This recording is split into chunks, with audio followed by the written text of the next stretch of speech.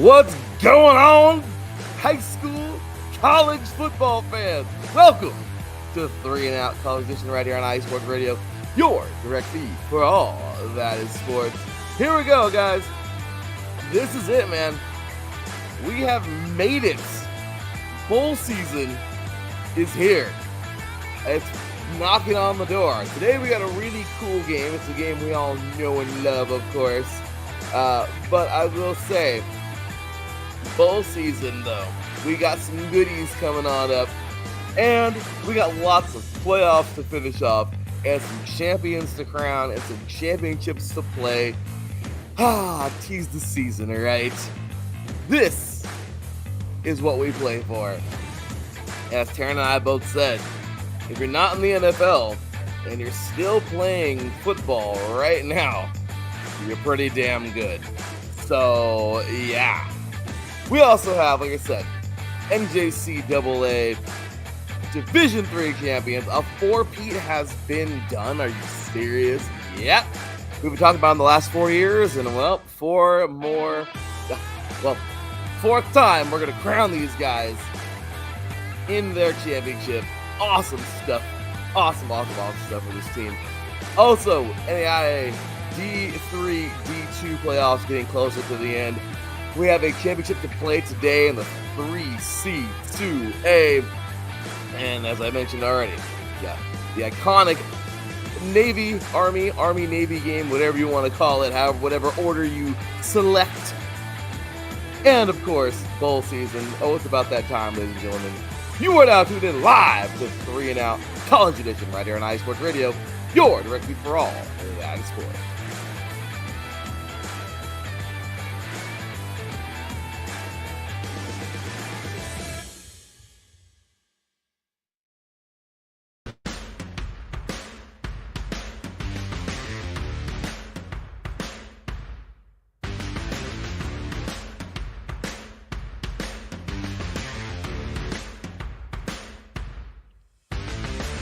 Hi, eSports Radio fans. This show is brought to you by Planet Jerky Premium Brisket Beef Jerky. Planet Jerky is the official jerky of the 2022 California League champion Lake Elsinore Storm, Single A affiliate of the San Diego Padres. This all brisket jerky has gluten-free options, contains no MSG, no sodium nitrate, is low in sugar, and high in protein. Go to their website at planetjerky.net and follow them on Instagram at Planet Jerky. Planet Jerky, the jerky that's on a whole other planet.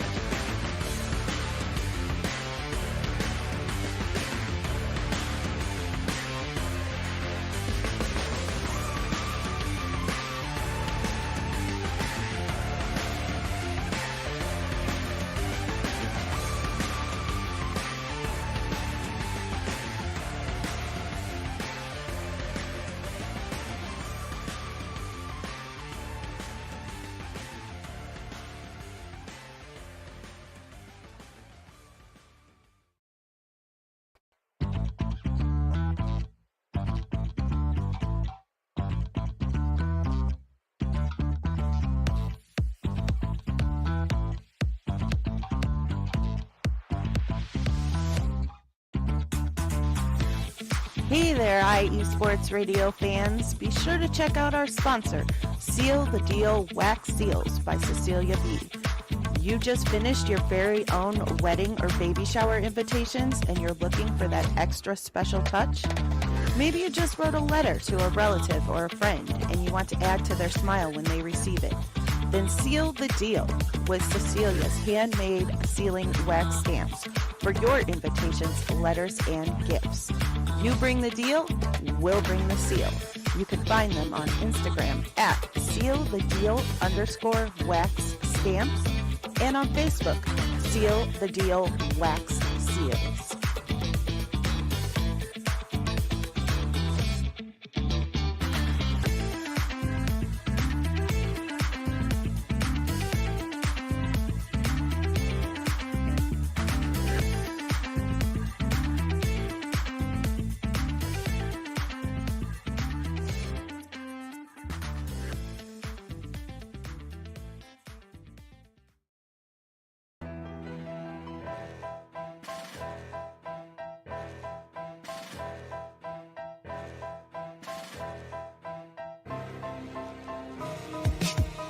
For the last 10 years, IE Sports Radio has been bringing you amazing content ranging from interviewing legendary athletes, coaches, and other authorized media personnel to building tailor-made shows dedicated to all major sports cities around the country.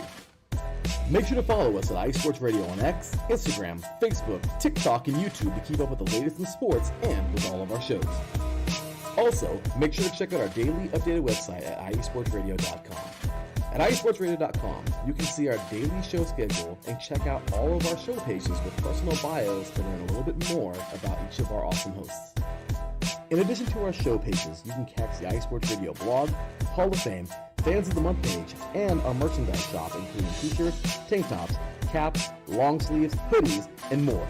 For now over a decade here at IE Sports Radio, we've continued to be by the fans, for the fans, and we thank you all for your support and for making IE Sports Radio your direct feed for all that is sports.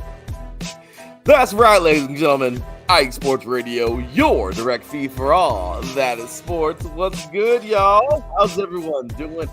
Happy December 14th. This could mean so many things for so many people. Okay?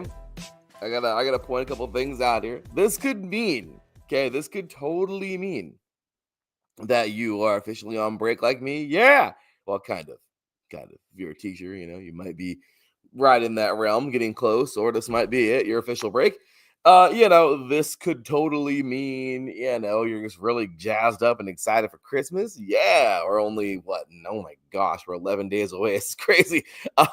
This could mean you just love the holidays no matter what, and that's just kind of your thing, and you're a holiday person, and when the holidays are around, you get happy and excited. This may mean you have lots of family around at the moment. This may mean all kinds of stuff. Break is coming, if you're a college student. This could mean, you're on your way out for the winter. You know what I mean? Whatever it is, welcome and be happy. So thank you for being here, you guys. You're amazing. Definitely excited for this week. One more week of work and it's over. Oh my gosh. Shorter week too. Excited. Teacher life.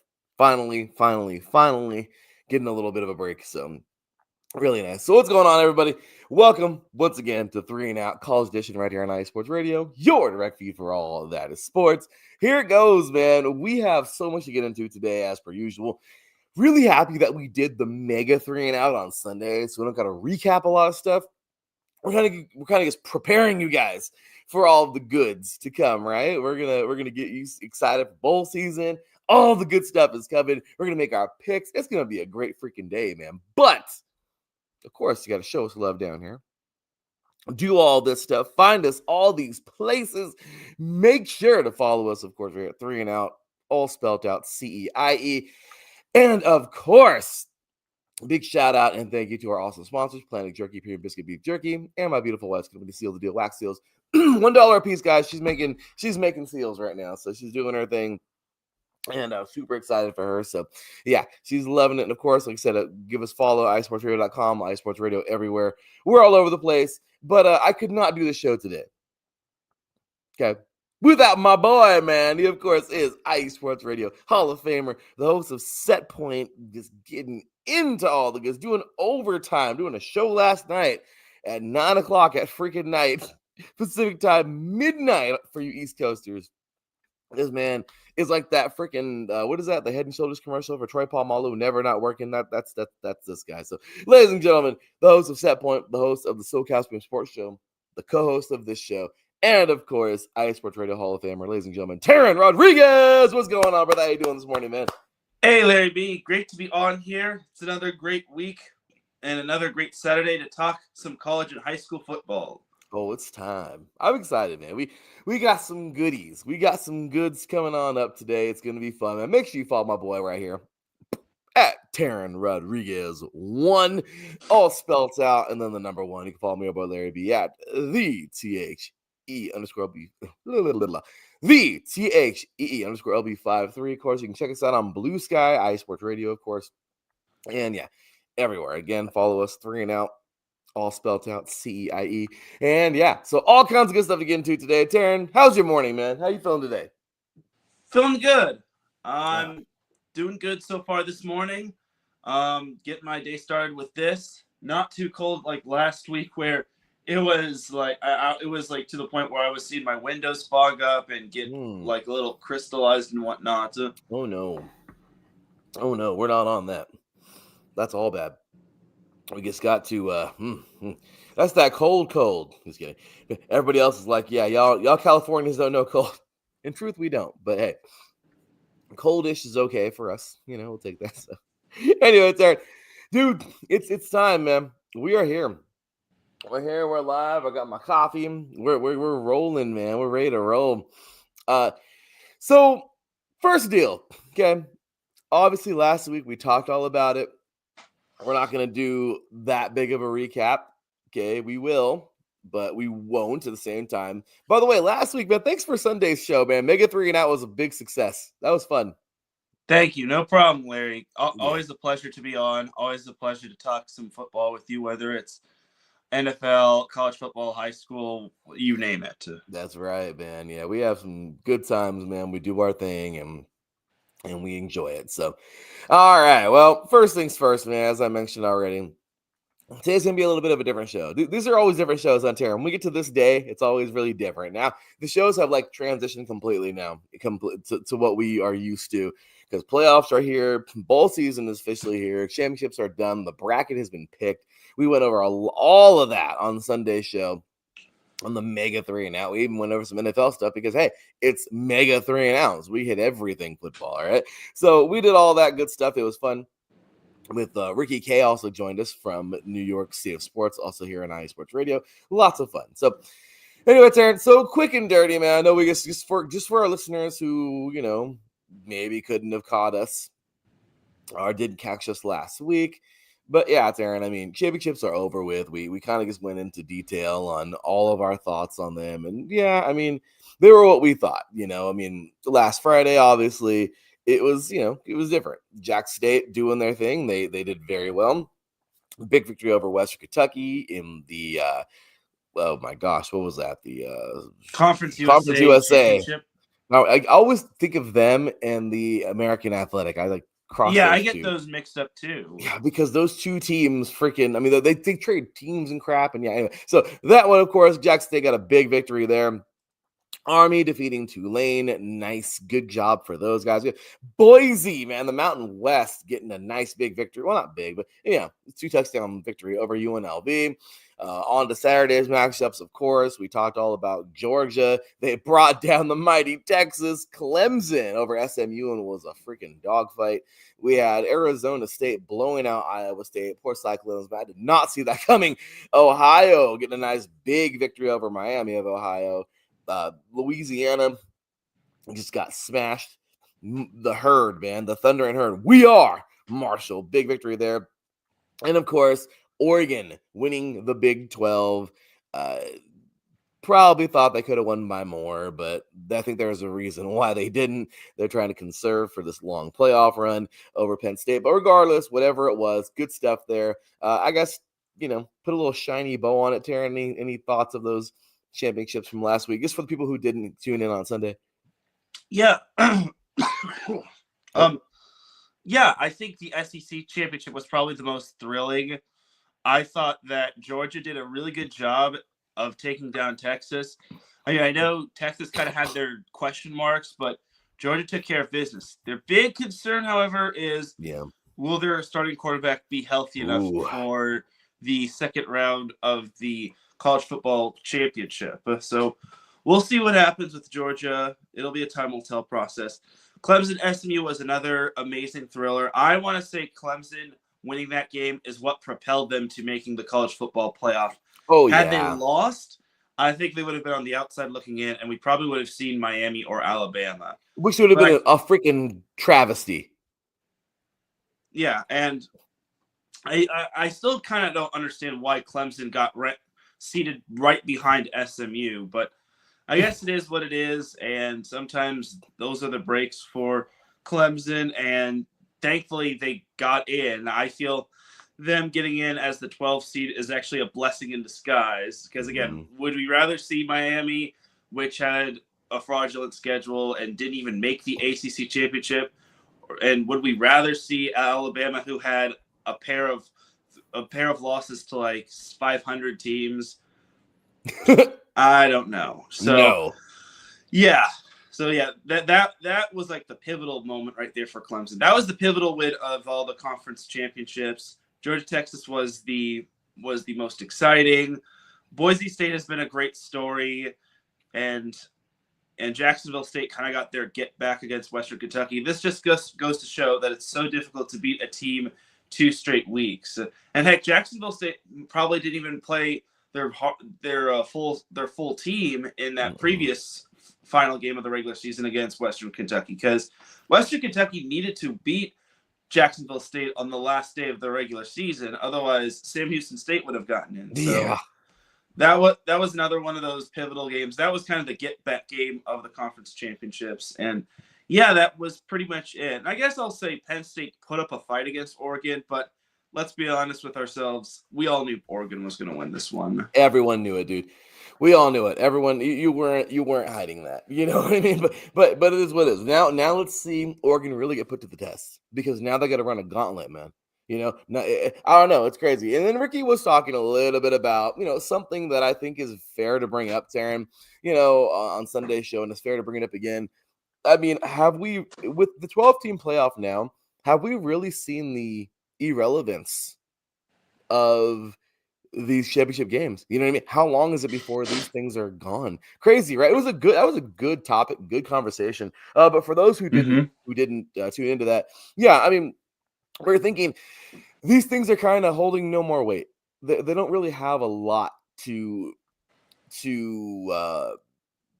say, I guess, or a lot of basically, if you win a freaking championship, they might even hurt you more than anything. I mean, it's kind of ridiculous, if you win it, you're in. But if you're in it and you lose it, oh my gosh, you might have been like a 10 team, but wait a minute. They lost the championship. And even though they're better than the teams we're going to put in for 10, 11, and 12, fair is fair. They lost the championship, therefore they're going to get out.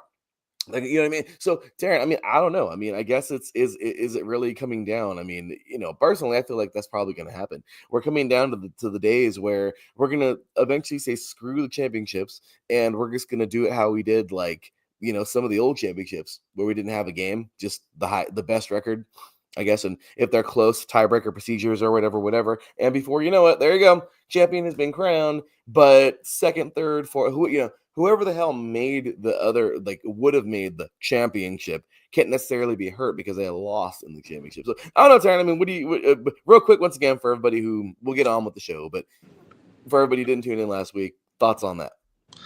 Yeah, and also sometimes teams could get punished for losing that extra game and whatnot. And yeah, it's not that Penn State didn't really get punished. They actually should be fortunate that they were the 6th seed and they get to host. Mm-hmm. But yeah, Texas, they lost out on the top 4 seed. They have to play in the first round. Thankfully, they draw said Clemson team. SMU just will draw said Penn State team. Arizona State, they got a top 4 seed, as well as Boise State. That was big right there. So, yeah, I mean, it's tomato, potato when it comes to this whole thing of playing in a conference championship game. I mean, yeah, winning a conference championship is great and all, but the end game is obviously winning the national championship. I mean, winning the conference championship means you get to add more hardware to your Hall of Fame. But honestly, I think for the conference championship game, it's risky. It's kind of risk versus reward, just because you could risk your players getting hurt and then they're out for either said bowl game or said postseason game. So, yeah. So, I mean, you obviously have to have a championship game. That, or just throw in a 13th game to decide if a team is going bowling or not. And then we're at that point, Teran, where it's like, oh, okay, now we're at like a million games. We're having as many games as the NFL now. I mean, you know what I mean? So it's like basically like, when's enough? But yeah, I mean, I feel like the safest way to go about it is they're just going to say, screw the championships. Screw the championships. That's it. And we're going to end up that's what we're going to be, So anyway, Teran, so there you have it, man. A little bit of a recap there. Those are our 12 teams. As you've seen, everybody scroll across the bottom a million times. Of course, got Oregon, Georgia, Boise State, Arizona State, Texas, Penn State, Notre Dame made it. I got to say this, Teran, really quick. Good buddy of mine, man, my best friend, my boy Alexander Gaines. He may be listening, maybe not be, but he told me last night, and telling you, man, last week, of course, Ricky tried to justify for them.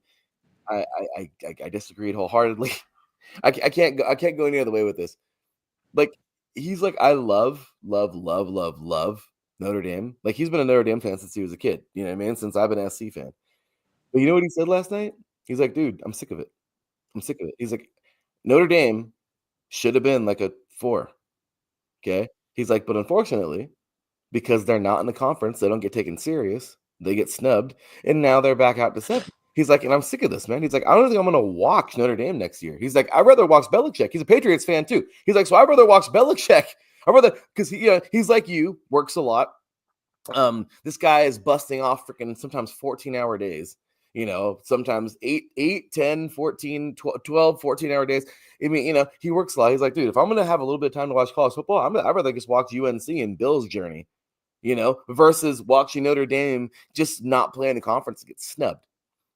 He's like, because he's like, it's nobody's fault but Notre Dame's, and he's pissed. So, Teran, I mean, what do you think, dude? I mean, once again, like I said, Ricky tried to justify this. No knock on Ricky. We love Ricky. But I'm just saying, I just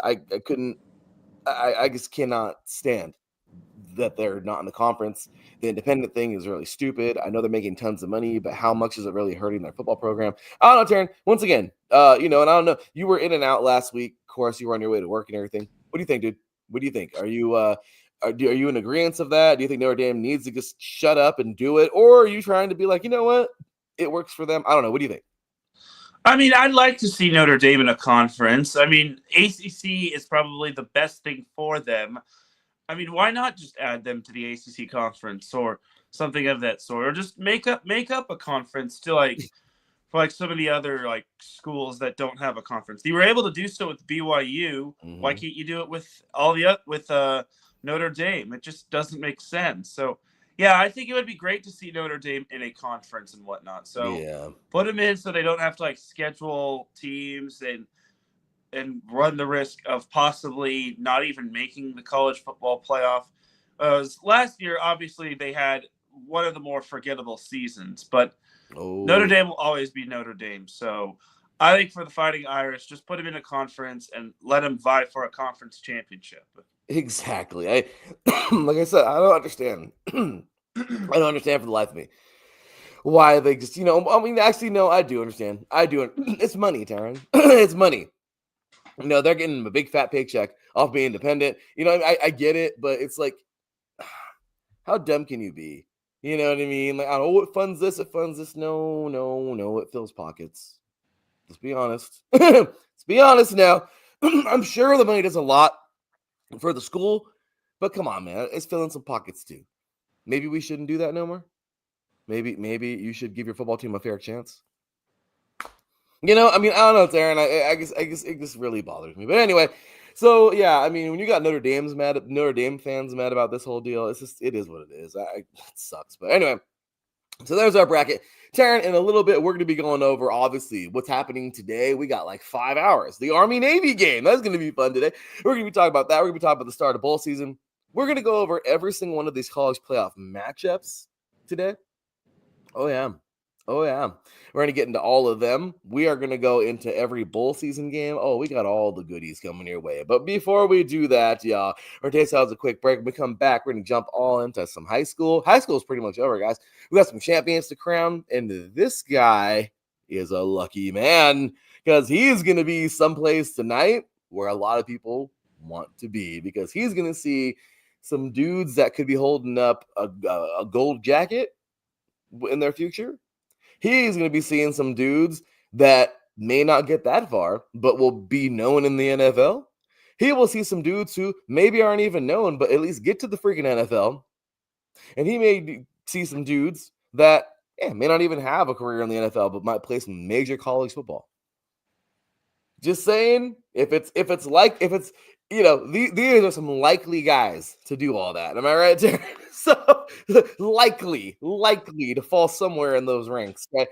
So with that said, guys, we're going to take a quick break. When we come back, y'all, we are going to jump on into some high school football, crown some champions around the country, courtesy of maxpreps.com, and of course, get into all the rest. 3C2A, NGCAA, into D3, D2 brackets, NAIA brackets, FBS. We had a good one last night. And of course, into the FCS, sorry, and into the FBS. You are listening to 3 and Out right here on 3 and Out College Edition, right here on iSports Radio, your direct feed for all. That is sports. We'll be right back after this.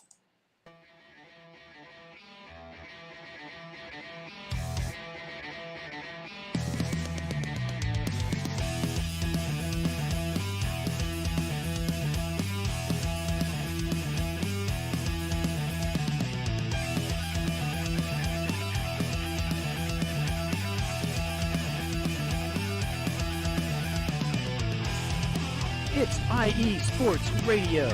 It is your direct feed for all that is sports. It is Philly Sports Talk with Cash and Chris every Tuesday night right here on IE Sports Radio, your direct feed for all that is sports. Philly Sports Talk with Cash and Chris is the most comprehensive view on Philadelphia sports exclusively right here on IE Sports Radio. You know what it is, your direct feed for all that is sports. Tuesday night, IE Sports Radio, Philly Sports Talk with Cash and Chris.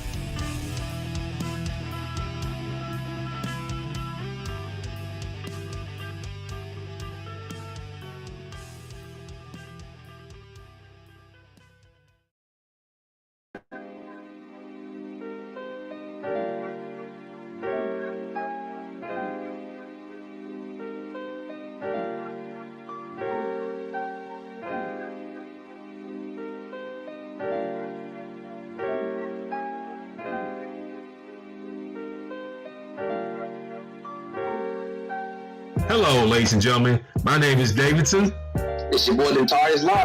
And we are the hosts of Fast Break here on IE Sports Radio, where we discuss everything in the world of basketball from prep to the pros. You guys should definitely check us out, man.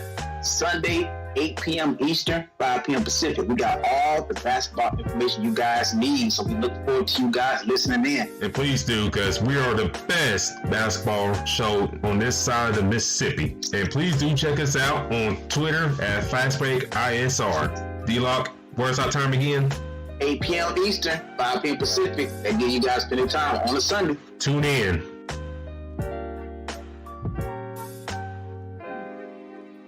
Oh, you already know what to do.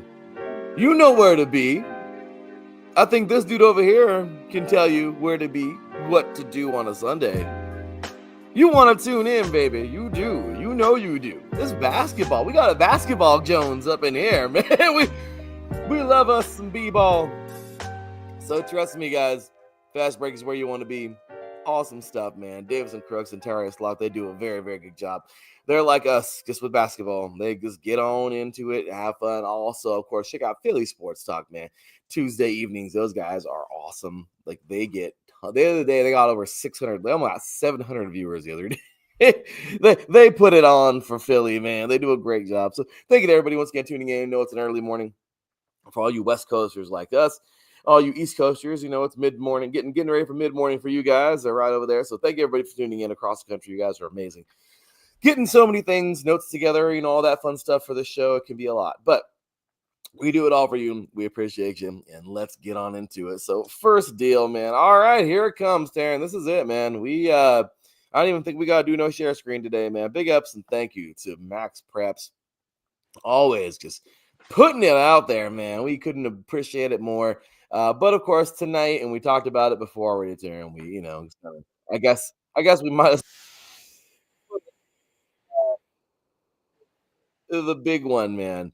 We have the number one team in the land, tonight taking on the number 22 team. That's pretty cool. But this, of course, is major because this is it. it's the CIF California playoffs. State championship is literally the best two teams. Obviously, the two private schools they can recruit, but Mater Dei has been on a tear this year. I think it's safe to say, Teran, they will be the unanimous number one. I mean, there's no way you cannot be number one after winning this game in the season they've had. But, and then you have number 22, De La Salle, of course, from up north. This is huge. This is huge. Teran, this is a big one tonight. Of course, you're going to be attending another game, which we'll get into in a few minutes, but you're actually going to be staying after for this one tonight, 8 p.m. Pacific time, 11 for the East Coasters. But I mean, I don't think they're going to televise this thing. But Teran, Saddleback College, I got to play at that place years ago. Really, really nice campus, really nice field. But this is it, Teran. This is going on tonight. So, as I said last week, unanimous, right? Mater Dei wins this thing. There's no ifs, ands, buts, nothing. The committee has it. Max Preps has it easy. They're just like, yeah, obviously we have the national champions right here. They lose. My gosh, biggest upset I think in the history of high school football. Maybe, I don't know. Regardless, though, Teran, the real chances of De La Salle winning this game though are extremely slim. So talk about this game. Yeah, well, both teams are coming off of a week off, as both when it comes to the open division, you don't get to play in the opening round. You get a bye, and then you make your way to the open division championship. It's not like the other divisions where you have to play a regional game, then you play, and then if you win that, then you play in the state championship. But in the open division, it's a whole different beast, as you're playing for the big one, the big kahuna, all the marbles, the right to be called the best team in California. So it's been a minute since we've seen De La Salle in the state championship game in the open division, but Mater Dei is no stranger to this. Via Cal Preps, they've opened up as 41-point favorites, which, I mean, for De La Salle, they've got nothing left to lose at this point. I mean, they have a perfect record just like Mater Dei does. And the rankings obviously are the rankings, but I think for Mater Dei, this is the chance to prove themselves as the consensus number one, because I don't think there was ever a week where they weren't number one, and they've just been consistent throughout the entire season. And even though they didn't play a full schedule, Mater Dei just continues to roll. They've got a lot of stud players, and I'm looking forward to seeing them tonight. It's exciting, dude. You're going to have a lot of fun, man. You're going to really enjoy this game. I think the biggest part about this game, Teran, is, like I said, you're going to see a lot of guys that are going to be on to the next level. Yeah, and there's going to be a lot of college scouts as well. Yeah, exactly. And what I mean by the next level is they're going to college. The majority of these guys on both sides of the ball are going to go somewhere and play. They're definitely good enough to play. Now, the NFL, as I said earlier, yeah, gold jacket-wise, of course, I want to blow it up a little bit. Okay, hey, that's one in a million every now and then, but they're out there. Okay. And who knows? Teran could be watching one of those tonight. Maybe two. Who knows? He might be watching one of those really, really good players. Maybe didn't get a gold jacket, but they were pretty known. Or he might just get, see some players who actually get to make it to the NFL and had a short career, but hell, they got there. You know what I mean? So, and we don't know. We don't know. But these guys down here, we always talk about it every year, pump it up.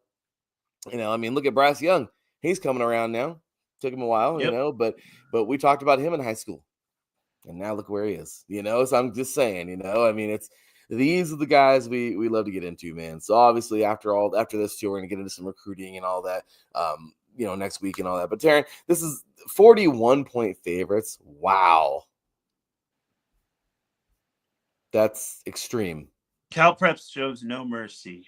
I guess they showed a little mercy in giving De La Salle a field goal, because remember, the last two CIF State Open Division Championships saw the NorCal team failing to put up 1 point.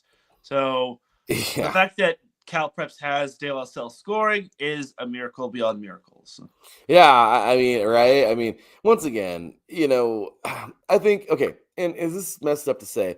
But Teran, was it right to say that the real championship was Mater Dei versus St. John Bosco all along?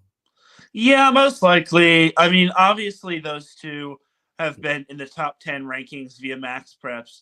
So you can't really argue that too much. I just think that those two are nationally ranked and very consistent in the top 10. And that was pretty much the real national championship. I mean, Bosco hasn't been in that top 5, but honestly, I think that's probably the true national championship. And nothing against the other teams, or any of that sort. But I think modern day Bosco has just been the true national championship, because eventually whoever wins that has eventually won the national championship in terms of max preps. Exactly. And that except for last year. Last year, Bishop Gorman was the national champion, and then in high school football America, national champion was Mater Dei. Crazy, right? I mean, last year was a twist up, man, but this year there's nothing to be left. By the way, big shout out to our comments. I didn't even get to those this morning. What's going on? Our boy Ralph Calise, of course, tuning in. Gen B, we appreciate you so much for tuning in, being a part of us. You guys are amazing. Oh my gosh, Army Navy today. It's going to be good. Let's Aaron Cook. You already know. Tell the truth. I'm one of the Notre Dame Irish fans since they had 1977 championship game in a. That's amazing. But yeah, I saw that. That's pretty cool right there. That is awesome. Yukio, man. This is, by the way, this is the number one guy in our Hall of Fame. Okay, so I'm just saying, like, you know, this is that. You know, we got some legends in there, and Yukio definitely one of them. Good day to you, good so. Well, good night. I know it's 15-hour day in front of us. So yeah, my gosh, Teran, we're just starting out our day, and he's into the night, but he works graveyard, so he's, you know. That's a tough guy. So big shout out to you, Yukio. We appreciate you, good sir. We got to learn a little bit of Japanese to talk to him a little bit, you know, that'd be awesome. But good dude, man. He's a great guy. Glad to have him here. Here we go, man. Teran Rodriguez. Here we go, brother. We are going to. Here we go. Snap the ball. I had to throw that "here we go" in there. You had to, Teran. That was awesome. But that's it, brother. So that's, of course, number one tonight. And we're just going to run through these because, like I said, we've kind of already gotten a lot of these. We beat him with the stick. But, yeah, Teran. All right. So going over to Georgia, the 5A. And like I said, no need to even share the screen, dude. Tonight, or not tonight, in a couple of days, Langston Hughes did it. They defeated Coffee 49-26. Milton defeated Lee County, as we thought they would, 56-28. And that's it, Teran. So in this championship for Georgia, Langston Hughes versus the number 2 team in the land, Milton. I don't want to be mean, but I don't know. Milton should win this thing and solidify number 2 in the country. Do you agree? Yeah, most likely. I mean, Milton has just been playing on a whole other level. Don't get me wrong, Langston Hughes is good. They're actually number 6 in Georgia and 43rd ranked nationally, but big. Let's be honest, Milton is probably going to run the table right here in this game. I mean, I hope it's competitive, but I just think Milton is most likely going to win this one. And they are the big De La Salle fans of the De La Salle Mater Dei game, because if for some odd reason Mater Dei loses, then Milton will most likely be the national champion. I'll tell you that. Yeah, that's right, man. Milton is going to be putting on their De La Salle gear tonight. There, I get you, man. And it's true. It's true. That's major, because it's true. They would be the outright champion after this. But like I said, don't think that's happening. But regardless, hey, why not? You know, fun to talk about. So Milton, though, amazing season. They're off to us. You know, let's see in a couple of days, state champion, what they could do. Then off, of course, to the number 3, 6 and 9, I think. This champion everywhere in this one, the Texas 6A D1 bracket. Of course, Teran, it's down to those 4, North Crowley versus Duncanville. I mean, as we all thought, right? Those two are going head-to-head. North Shore and Westlake. North Shore, North Crowley, Duncanville, and North Shore are all in the top 10 of the country. Okay. Westlake, Teran, I think they're number 35. They're number 35. So we have the number. Let's go ahead and go back really quick to the rankings. Teran, this is crazy. This is absolutely insane. Duncanville is number 3. Okay. North Shore is number 6. Yep. And yeah. And North Crowley is number 9. And then number 35 is Westlake. Okay, Westlake's a little out there, but they're not like out of the top 50. And Right. we're in Texas. That's amazing, right, Darren? Yeah. That's crazy. But hey, they love their football in Texas. So this is why, man. So this is it tonight or today, actually. Today, North Crowley and Duncanville, North Shore, Westlake. This one actually you can go different way. I don't know. North Shore, I think, will wrap up Westlake possibly. But do you think, Darren, North Crowley, they upset DeSoto this year? Do you think they're going to knock off Duncanville, or do you think Duncanville is going to stay very strong to number 3? I mean, I think for Duncanville, they'll most likely win, but I think North Crowley gives them a battle. I think North Crowley has done great things this season. They're undefeated, and I think it could possibly be a battle between those two schools. And Duncanville, I wouldn't say the pressure is all on them. I mean, both teams are undefeated, but you look at this North Crowley team, they've done wonders this season in terms of scoring. The lowest they've scored was 29 points, and that was in their first game. Ever since then, they've scored at least 30 points. Their last 2 games have been 35-point games where they've scored. But honestly, other than that, they have scored 40 or more games in all their games outside of the postseason. So I'm really going to be interested to see how they fare against Duncanville. Duncanville obviously has been a whole different beast, or is a whole different beast. But North Crowley, I think, can hold their own offensively. They will. North Crowley's going to fight. I think this will be like a touchdown game, maybe 2 touchdowns, depending on how much Duncanville comes out to roll. I mean, Duncanville's they're number 3 in the nation, dude. They've proven it. They won it all last year. They're a great football team, man. They're great. They're on the great level. I really do feel they are absolutely awesome. But North Crowley, man, like I said, this year, I mean, DeSoto was not no easy task, man. They knocked these guys off. I mean, they were like undefeated basically the entire season. They played so well. Big ups to North Crowley, man. I think this is where they make their exit, though. I'm going to go Duncanville tonight.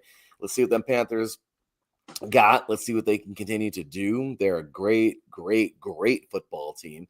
And let's see how far they can go. And then, of course, on the bottom, Taryn, I mean, North Shore, Westlake, North Shore out of Houston, they have been amazing. Do you think they're going to get it done, or do you think we see an upset by Westlake?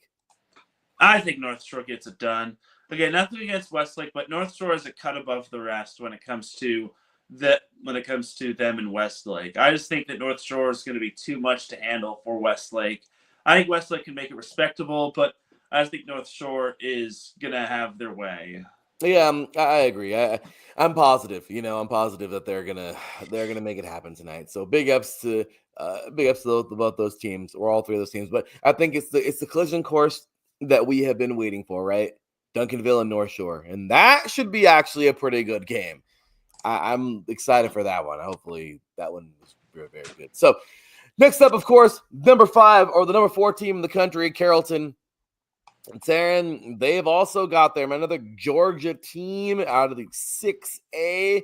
Well, here they are, dude. They are in it. They're going to be playing the championship in a couple of days versus Grayson in the 6A class. And there you go, dude. Carrollton knocked off Buford. We knew we thought this would be the Mike Tyson, Evander Holyfield matchup, and it was. And, well, Buford, which we talked about a lot last year in that top 10, they've found their way out of the top 10, but they're still very good. But Teran, this is it, dude. The Carrollton has overtaken. They're in it. They're the number, 4 or 5 team in the country, 4 team in the country. So, anyway, but today, or they take on Grayson coming up in a couple of days for that championship. Do you think they're going to win this thing? Yeah, I think Carrollton will win. I just feel that Grayson, they just have too many question marks about them. Carrollton did have a little bit of a trouble against Buford. Buford had their chances, but unfortunately turnovers really kind of hurt them. Grayson, on the other hand, they are number 4 in Georgia. They're actually just in the top 25, which I think is really impressive. Yeah. Yeah, and then Grayson, their lone loss of the season has come at the hands of Collins Hill, where they lost by 1. But other than that, they have ran the table most of the way, which I think is nice. So I think for Carrollton, this is probably where I think they'll run the table with this one. Again, I hope that Grayson can keep it respectable, but honestly, I just think Carrollton is going to have their way. Yeah, they're just good. They're very, very good. And is what it is. I'm almost positive Carrollton will listening, but we'll see, man. Grayson, hey, good. Hopefully it's a good game. But overall, that's the number 4 team in the country, and they're pretty much, I think they're going to do number 4 things. Number 5 team in the country, obviously, Bishop Gorman. We talked about them already. They've won their championship back in November, and they just kind of chill now. That last year, they became the Max Prep champs. They were good to go, and everything was good. It all came down to that Mater Dei loss. And yeah, but this year, hey, they're at number 5. It's a good spot. Lots of these guys are going on with some Scallies doing their thing, But next up, of course, number 6, North Shore. We talked about them already in that Texas bracket. St. John Bosco made their exit in the CIF Division 1 championship, but they are sitting at number 7 still. St. Francis Academy, independent school, basically freelance, if you will, in high school. They played their games. They had a good season, 8-3. They stick to number 9 this week. North Crowley, as we mentioned already, they are in that Texas bracket, number 9. Number 10, hey, Teran, they're back at number 10. They've been flip-flopping. It's kind of weird. But Archbishop Spalding, the champions out of Maryland, these guys, we talked about them already this year. They won their championship already, 12-0 season. They won their championship back in, November, like a month ago. So, yeah, they're the Division 1 or A or whatever you want to call it over there in Maryland. And then, of course, we got to give a big shout-out this past week, Teran. We talked about it a little bit. Number 11, the number 11 team in the land, Chaminade Madonna. They did it, Teran. They did it in huge fashion in the 1A FHSAA. Say that 5 times fast if you can. Chaminade Madonna this week, they defeated Clearwater Central Catholic 42-7. And Chaminade Madonna, though they're not in the championship talk, the national championship talk that they were last year, hey, they're number 11 and they're state champs again. What do you think? Yeah, that was impressive stuff by Chaminade Madonna. Remember, they had the, I wouldn't say cojones, but they had the bravery and guts to take on St. John Bosco in their first game of the season. And I think that was an instant classic because Bosco inched that one out by their nose. But yeah, Chaminade Madonna, I'm glad they were able to turn it around. And me too. I'm happy. They had a good year. You know what? Hats off to those guys. And they still won it all in Florida, and they still managed to stay at number 11 in the country, only losing 2 games this year. One of those, of course, to St. John Bosco. Buford at number 12. We talked about them already, falling to Milton earlier this year. Or in the championships.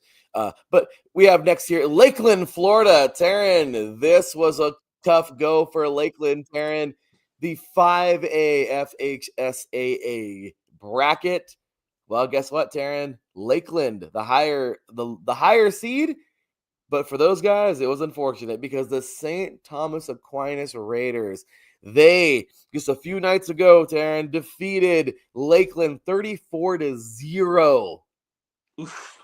Yeah, St. Thomas Aquinas is back, homeboy. Yeah, this team is awesome, man. Good job for St. Thomas Aquinas. Not even the top 25. They were last year. They were somewhere around there, but good job to those guys.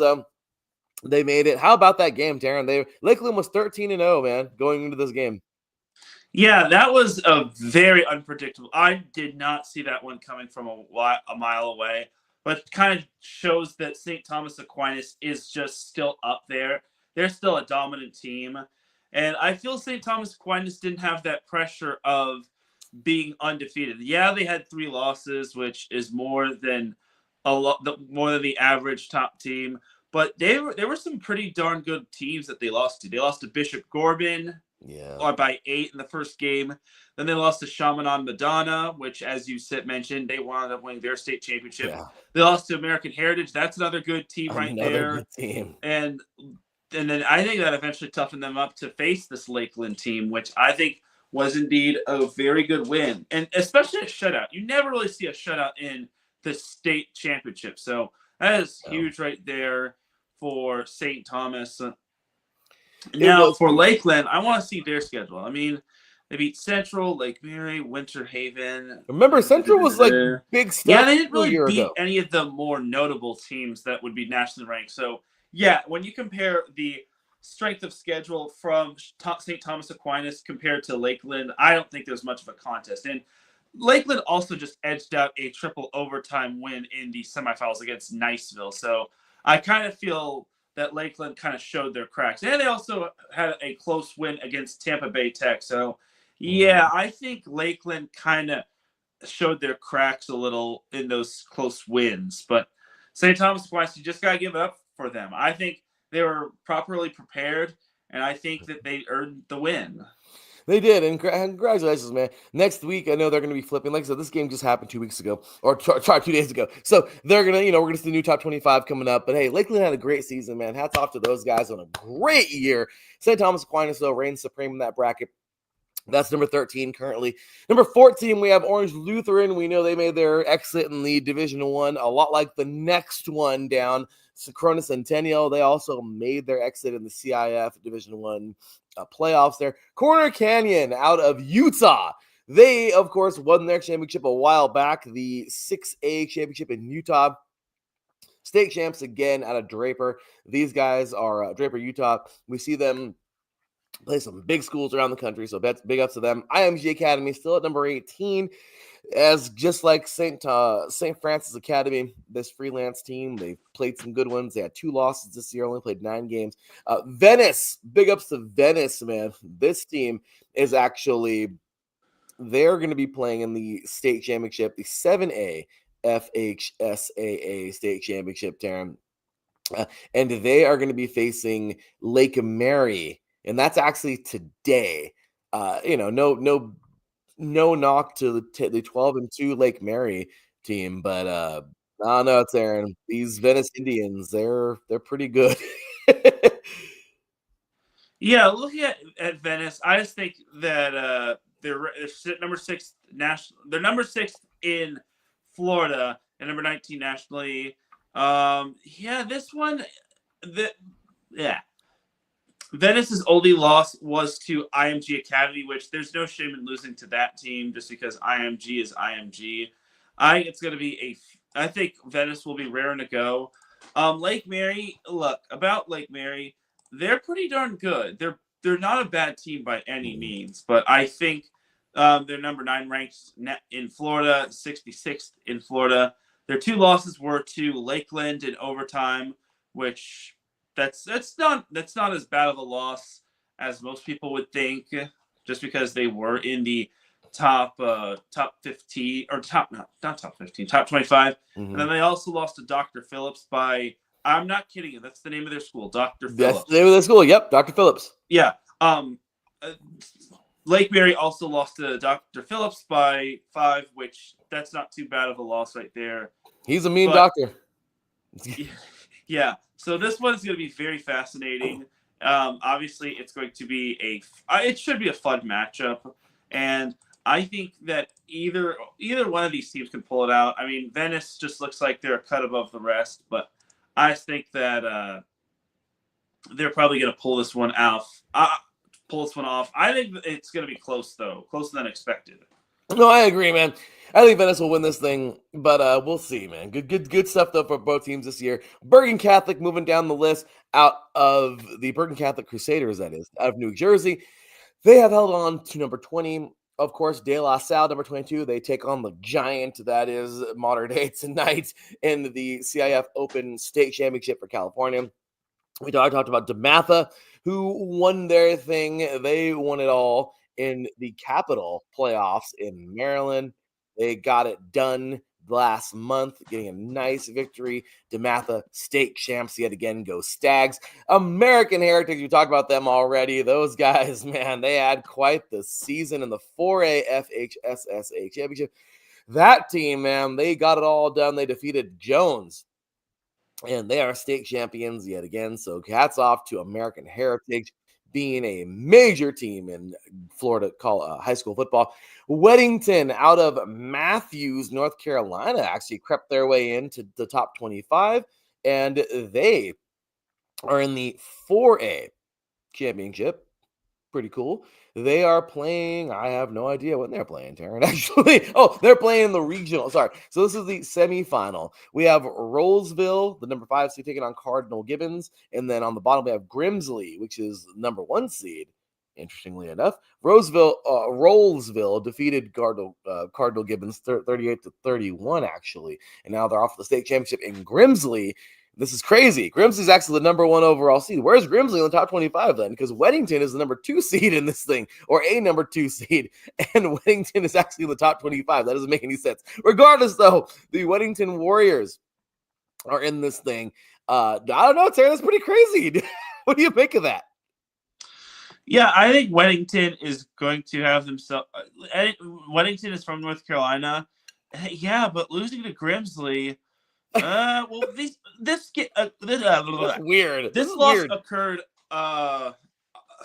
probably yesterday, and Max Phelps hasn't had a chance to update the rankings. So I think we're gonna see changes in the rankings next week. Yeah. So I think I think we should panic too much about that. But yeah, looking at Weddington, I want to see their schedule. Yeah, they've had some close games here and there. They've had some one-sided affairs. And then let's look at their opponent, Grimsley, who did. It looks like they hosted the Grimsley Whirlies. So they actually are the number 1 team in North Carolina. Right. Okay. Grimsley, number 1. Okay. Yeah, that's what I was looking for. I was like, what happened? Perfect 15-0, which I think is pretty cool right there. So they're number 50 nationally. So they obviously have to go up 10 spots because they beat a top 25 team. So got it. Yeah, this is going to be fascinating if you ask me. It will be. And then, of course, Grayson, we talked about them already taking on Carrollton in that Georgia Class 6A championship. So hats off to all these high school teams, man. They did a great job getting there. To those who have ended prematurely or ended, super prematurely or whatever, hey, you made it. You were at least you played a good season of football. Congratulations to all these teams, these youngsters, man, in all the directions they go, college-wise and everywhere else in life. So hats off to these youngsters, man. Nothing but encouragement and excitement for them.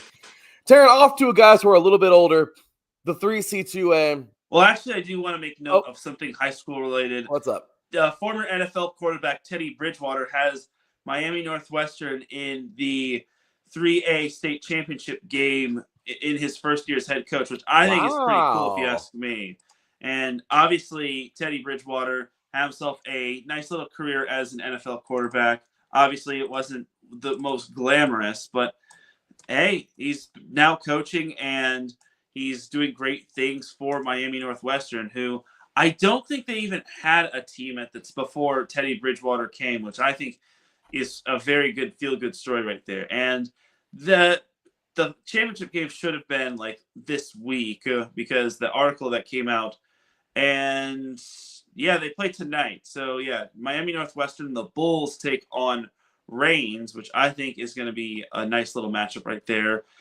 So just want to throw that out there. We're obviously rooting for Teddy. That's a very good feel-good story right there, just because.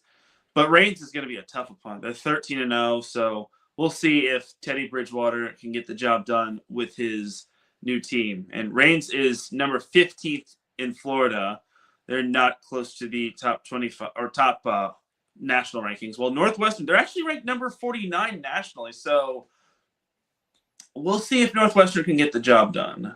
That's amazing, dude. All right, now to the 3C2A. Sorry. That's pretty cool. Cool news there. Teran always has some cool little tidbits to throw in here at the end, man. So hats off to them. And yeah, congrats, man, Teddy, man. I wish him nothing but the best and his team. That is really cool, man. So off to the 3C2A, of course, Teran, this is what happened last week. We already talked about this recap on Sunday's show, but, Mount San Antonio got a victory because Riverside got the shaft at the end, whatever. Not going to blame the refs. I blame Riverside for not getting going early. And then San Mateo defeated Modesto. So there is their 3C2A championship.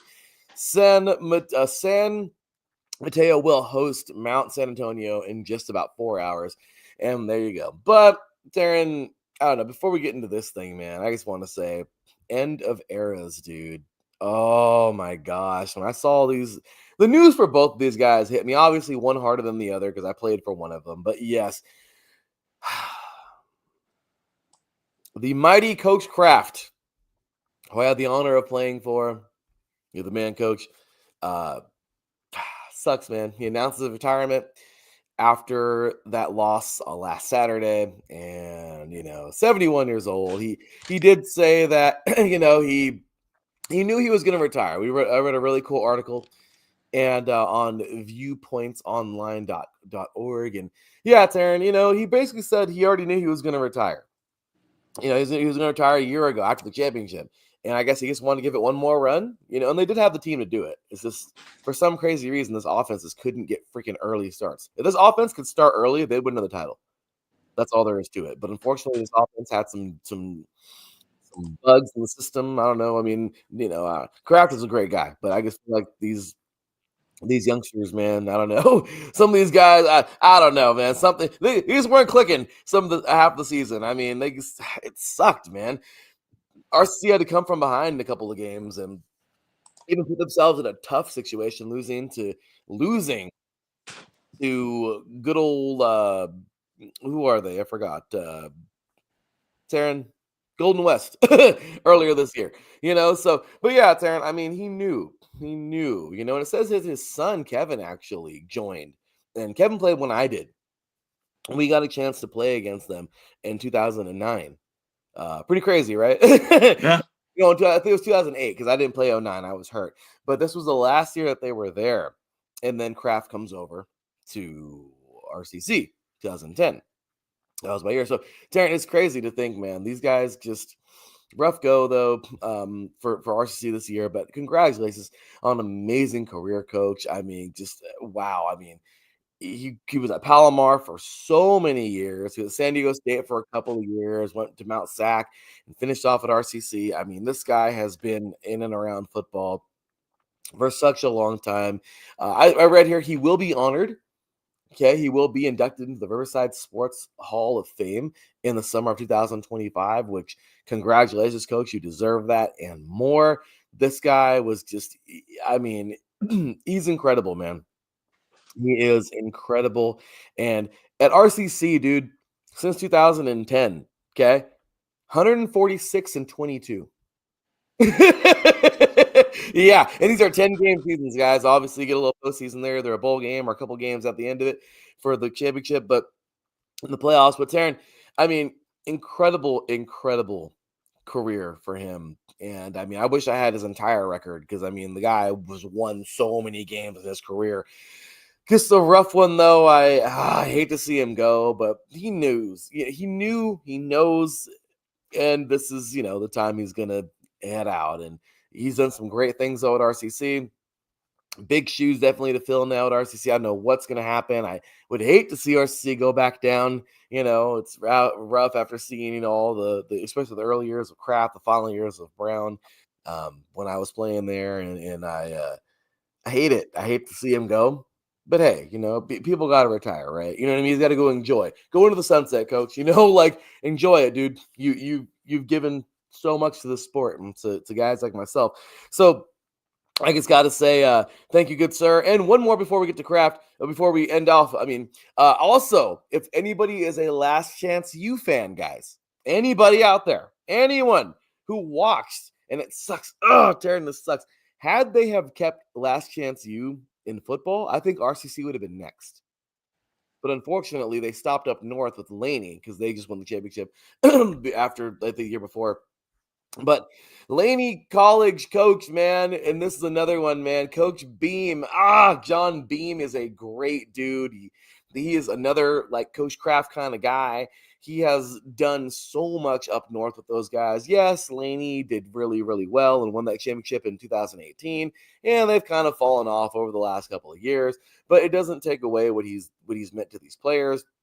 It doesn't take away how good his legacy really was. And let's just be real, Taryn. It can't take away that championship, So he is calling it a career. He's actually from the San Diego area, from what I understand. And then it says here in this article here, courtesy of Fox or KTVU.com,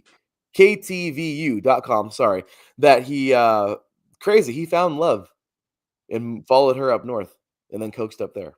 Crazy, right? Imagine if they would have stayed down here. who he could have coached, and him and Coach Kraft could have been like rival. I mean, you know what I mean? Like I'm just saying, like, you know, because Laney, obviously, RC hasn't even played Laney in I don't think ever. I don't know, but two legendary coaches calling it a career, Teran. What about that, man?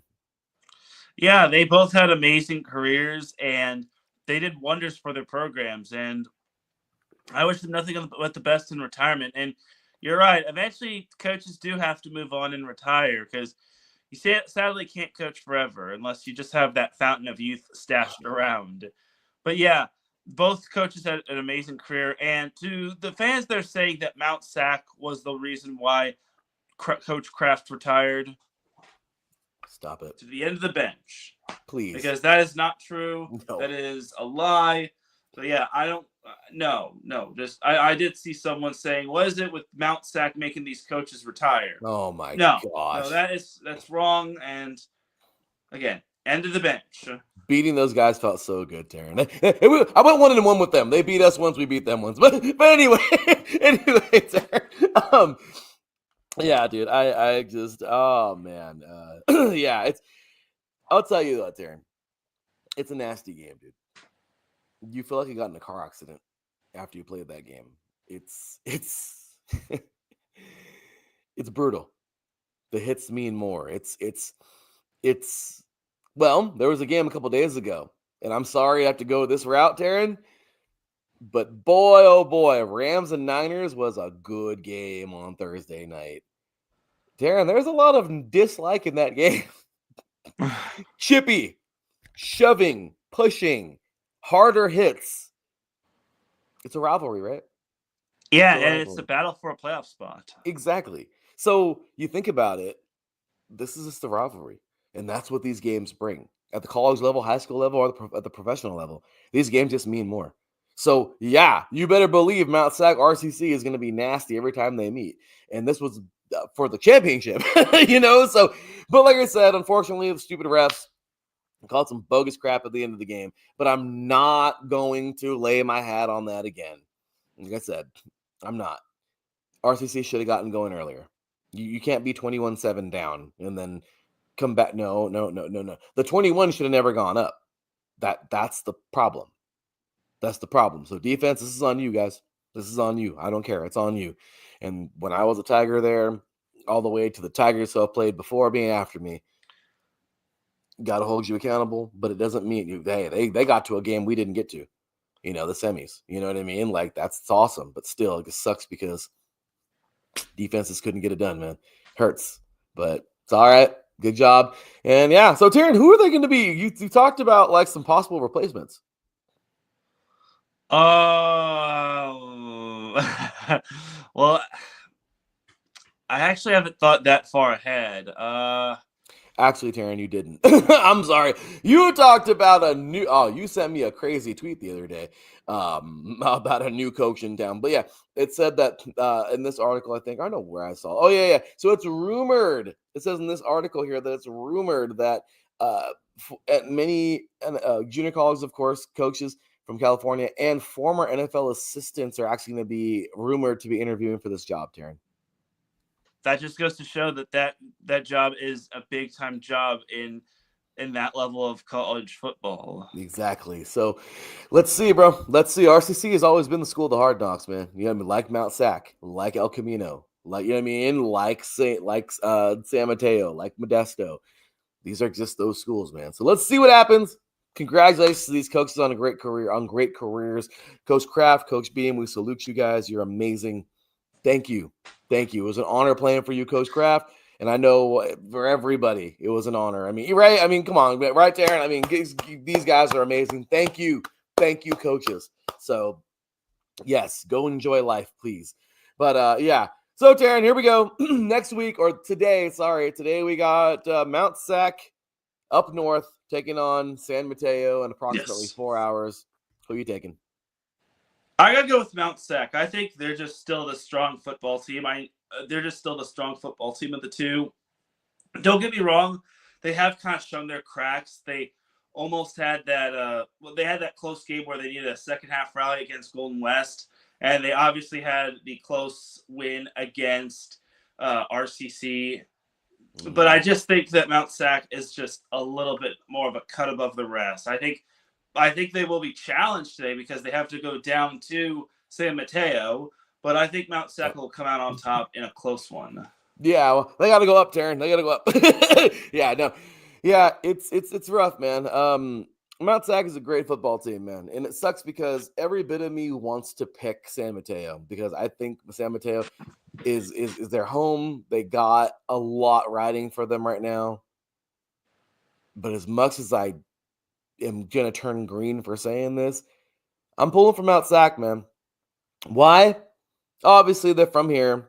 Okay, and I want to hate them, and I do hate them. Okay, as a rival and everything, but I'll tell you right now, Teran, if you look at it from a football view, dude, and this is no diss on NorCal. Right now, the real like battle is in the South, man. Yep. The North has been hardcore. It has been. It's been good, but the South, man, freaking Elko has been rough. Mount Sac, RCC, Golden West. You know what I mean? Like these schools, man, like they beat the hell out of each other. Fullerton even, and they haven't even. Well, they Fullerton kind of fell off, but I'm just saying it doesn't say anything about American River up there, or like I said, San Mateo, Fresno City. Doesn't say anything about those teams. Okay, but I'm just saying, I don't know. It's been a nasty battle down here, and I feel like San Antonio is going to go up there and finish the job today. Yes, I think so too. I think they're going to get the job done, finish the season undefeated. It's again, I think it'll be a battle, but I think Mount Sac will just inch it out in the end. Yeah, I think so, and we'll see how it goes, man. It's gonna be a good one. We'll put the link up. I think it's Bayosin. I think it's what it's called. We'll put the link up. Hopefully, it's free to watch, and it'll be a good game. So here we go, man. Let's see what happens to the 3C2A. All right, Teran, NJCAA action. Was it ever a question, Teran? Was it ever a question? Did you ever? I mean, we've been talking about this freaking game since August. Well, first, okay, let's do this though first. I don't want to slight them because I sound like an idiot if I do this, okay? Don't want to do it. First things first, Teran. Let us crown the champions, of course. The Chaparrals of DuPage College, Teran, have freaking completed the four-peat. They did it. They did it, dude. They did it. They freaking last year they knocked off Rochester. This year they defeated Lewisburg. But yeah, dude, congratulations to DuPage, man. 4 in a row to win to win another championship, man. How about that? Yeah, it takes a lot of consistency to win a championship at any level, especially at the NJC level, because there's a lot of good teams there. It's always kind of been a revolving door. And Division 3, for Division 3, it's kind of like more of a hodgepodge in terms of really good teams, as opposed to like the Division 1 aspect, where it's like Hutchinson and Iowa Western, Iowa Central, Georgia Military, so on and so forth. No, it's true. And Teran, yeah, I mean, it's crazy. Obviously that's Division 3. I don't know why there's not Division 2. But dude, yeah, the DuPage Chaparrals, though, man, they win. This is their 4th NJCAA Division 3 championship, man. Title they've won in a row. Amazing for them. Hats off. I mean, hey, you know what? Let's go. Let's go, man. Chaparrals get it done. And there you have it, man. So big ups to those guys. They had a very good season, and you like to see it end off with a nice little stamp there. And there you go. But on into it. They didn't even go undefeated, which I think is pretty impressive. Yeah. So it just goes to show that what matters most is winning the games when it truly matters. Yeah, the last year they didn't even go undefeated as well, as they lost to Iowa Central, which, believe it or not, that's the division. That's the difference in division. So yeah. And then the year before they went 9-2, and then they wound up winning the national championship. They lost to Georgia Military and Iowa Central, so no shame in losing that. And then lastly, in 2021, they also went 9-2. They lost to Iowa Central and Nassau, but again, they wound up winning. They wound up winning it all, and the team that DuPage beat Nasu, which was a little bit of a get-back game. Get back. I'll tell you there. That's awesome, dude. They got it This done. is the team that used. Oh, sorry. Before their 4-peat, but they actually went 4-8 before the 4-peat. So the fact that they were able to turn this around is quite phenomenal. And yeah, then they went 4-6. So this is a team that has really turned the corner. Yeah, the previous 2 seasons before the 4-peat, they were under 500. And now they've gotten their lick back. They are back. They are just looking like a big old machine. And it's only a matter of time before they get brought up back into Division 1.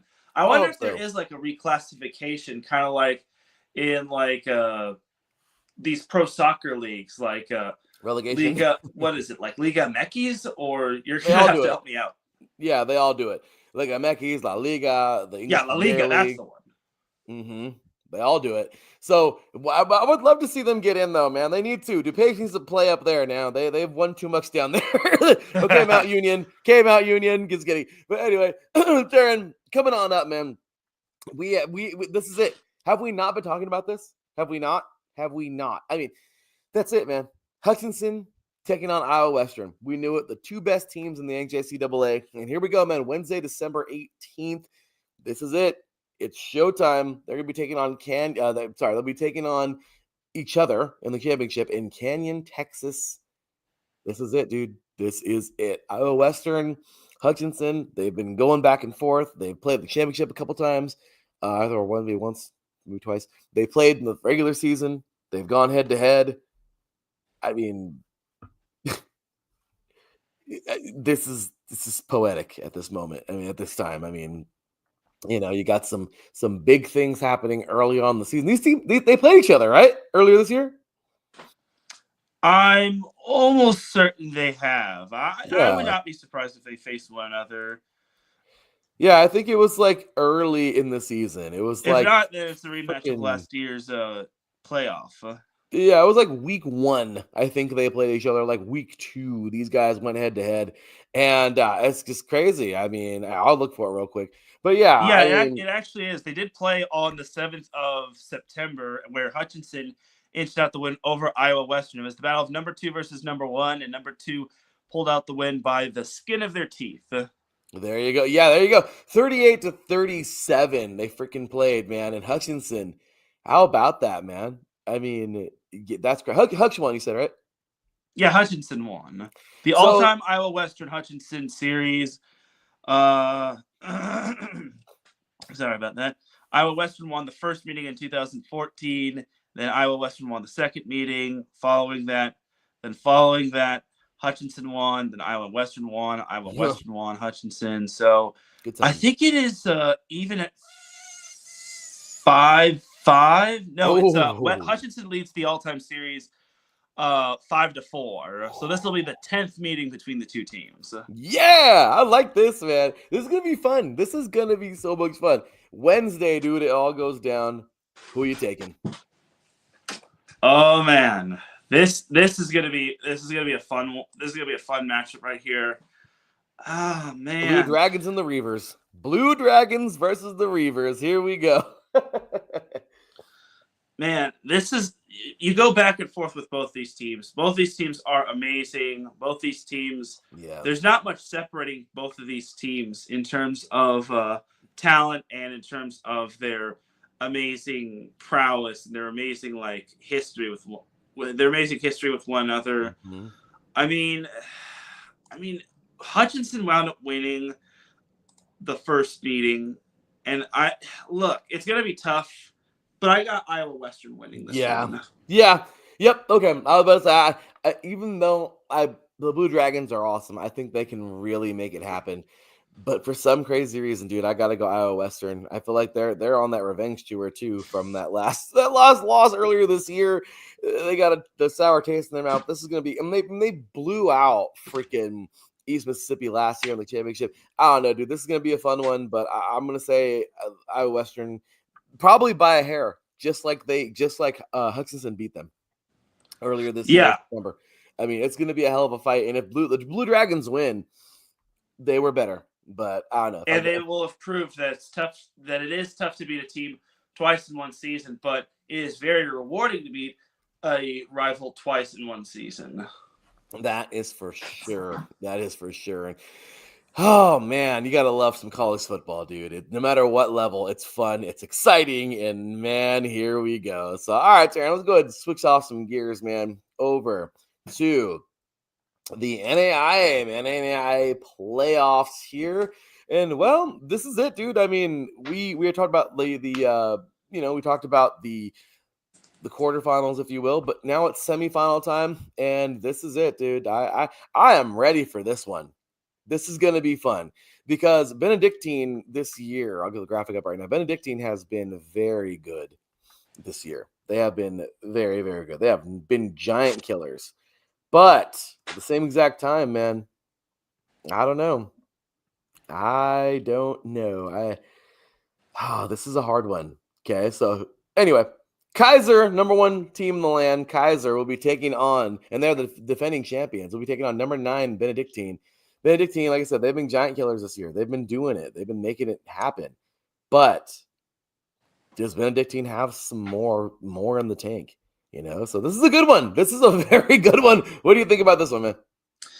I think Kaiser will win this one, but do not count out Benedictine. I think Benedictine is going to throw everything in the kitchen sink at Kaiser. Yeah. I think Kaiser gets it done because I just feel that they are – you never can doubt the heart of a champion. And I think Kaiser definitely has the heart of a champion, and they've got the home field advantage. So give me Kaiser to beat Benedictine. It's going to be a tough one. But, yeah, I also got to go with Kaiser, the defending champions. They've played extremely well. They went through a freaking hurricane. Corey said it on his show. That's crazy, man. I mean, they've been through a lot of crap in the last couple of months, This is true, yeah. Yeah, I mean, it's a lot, Big ups to our boy Corey Pujols, man, covering the NAIA, yeah, over on Palm Tree Sports on Sunday evenings. Man, make sure to catch him doing his thing, pop in the chat room, man. Just his dad, always great stuff there. But yeah, man, Kaiser's on one right now. Kaiser's ready to fight. Kaiser, look, man, the hurricane couldn't take them out, so they ain't gonna fall to nobody else. You know what I mean? Like, these guys are ready, man. The Seahawks, battle tested, defending champs. I think they're gonna win this thing, but Benedictine is gonna fight the living hell out of them. I know that for a fact. So in the next one, Teran, it's the all Iowa matchup, right? Number 2 Grandview, Iowa, taking on number 6 Morningside. Teran, there the Mustangs are. You said it this year to midseason. Don't count them out. Do not count them out. And then we were cheering for Dort, and they freaking beat Dort. But Teran, yeah, dude, here they are, man. Morningside at 12-1, Grandview, the Vikings at 12-0. What do you think, man? What are you taking? As boring as this is going to sound, I'm going to take Grandview. Yeah, I think this one's going to be an instant classic. Both these teams are well-run programs. They're 2 really good teams. I think Grandview will just pull out the win by a nose. But both these teams have had playoff and championship pedigree. I think Grandview will just inch out the win. Yeah, Grandview is a great school. I mean, both these teams are, and my goodness, Morningside, like I said, Morningside won it in 2019, I believe. Yep. I mean, this team is no stranger to being at this level. They train, these coaches train these guys to be ready for this level. I mean, it is just Morningside football has been great. But Grandview, man, they've been, as you've been saying, they've been a step above, and I feel like right now they're gonna show it. So I'm looking forward to a 1-2, Kaiser versus Grandview national championship. That should be a lot of fun. Grandview, I don't know when the last time they won one is, and like I said, Kaiser, they're going for the repeat here, man. They're going for the back-to-back. So can they do it? Let's find out. But yeah, dude, here we go, man. Let's get on into it and move it on along. Division 3, Teran. The Division 3 playoffs are here. Well, they've already been here, but can I just say, freaking Mary Hardin Baylor, dude. Dude, this team has been so good. Like, Mary Hardin Baylor, they got in the wild card, if you will, okay, in that first round. The play-in round. The play-in round. They won. They defeated Trinity. Then they get in, they defeat Hardin Simmons. Then they defeated Linfield. Now they're playing Johns Hopkins. And this is it, dude. Like we're here. This is the quarterfinals now. And then of course Johns Hopkins, they've battled themselves in. They got like two byes basically. Okay. And then they got to play. And they ended up beating DePaul and Grove City in that top right bracket. Now we got Mary Hardin Baylor versus Johns Hopkins there, and this is actually a very good game. That's probably the game of the weekend right there. I think both those teams are very talented, and Mary Hardin Baylor, they're kind of like the Undertaker. They rose from the dead. Yeah. Now they are kicking butt and taking names. Now it doesn't mean that Johns Hopkins is gonna roll over. Johns Hopkins. No. They obviously have been kind of a little bit more well-rested. They only got to play one round, and their defense showed against DePaul. I think this might be Mary Hardin Baylor's offense versus Johns Hopkins' defense. And that's fair. You know what? Give me Mary Hardin Baylor. Why not, right? Mike Pat's not going to be happy about that one because his DMV team is in this one, Johns Hopkins, but yeah, Teran, I just, yeah. I'm sorry. Johns Hopkins has played 2 rounds. They played DePaul, and then they played Grove City. Both of which they've held their opponent to under 20 points. Which is pretty good. But, man, Mary Hardin Baylor is ready, man. Teran, they were dead in the water. We were counting these guys out. We were counting them out. We were, like, legit counting them out. At least I was, like, mid-season. And here they are, dude. You're right. They're the freaking Undertaker, man.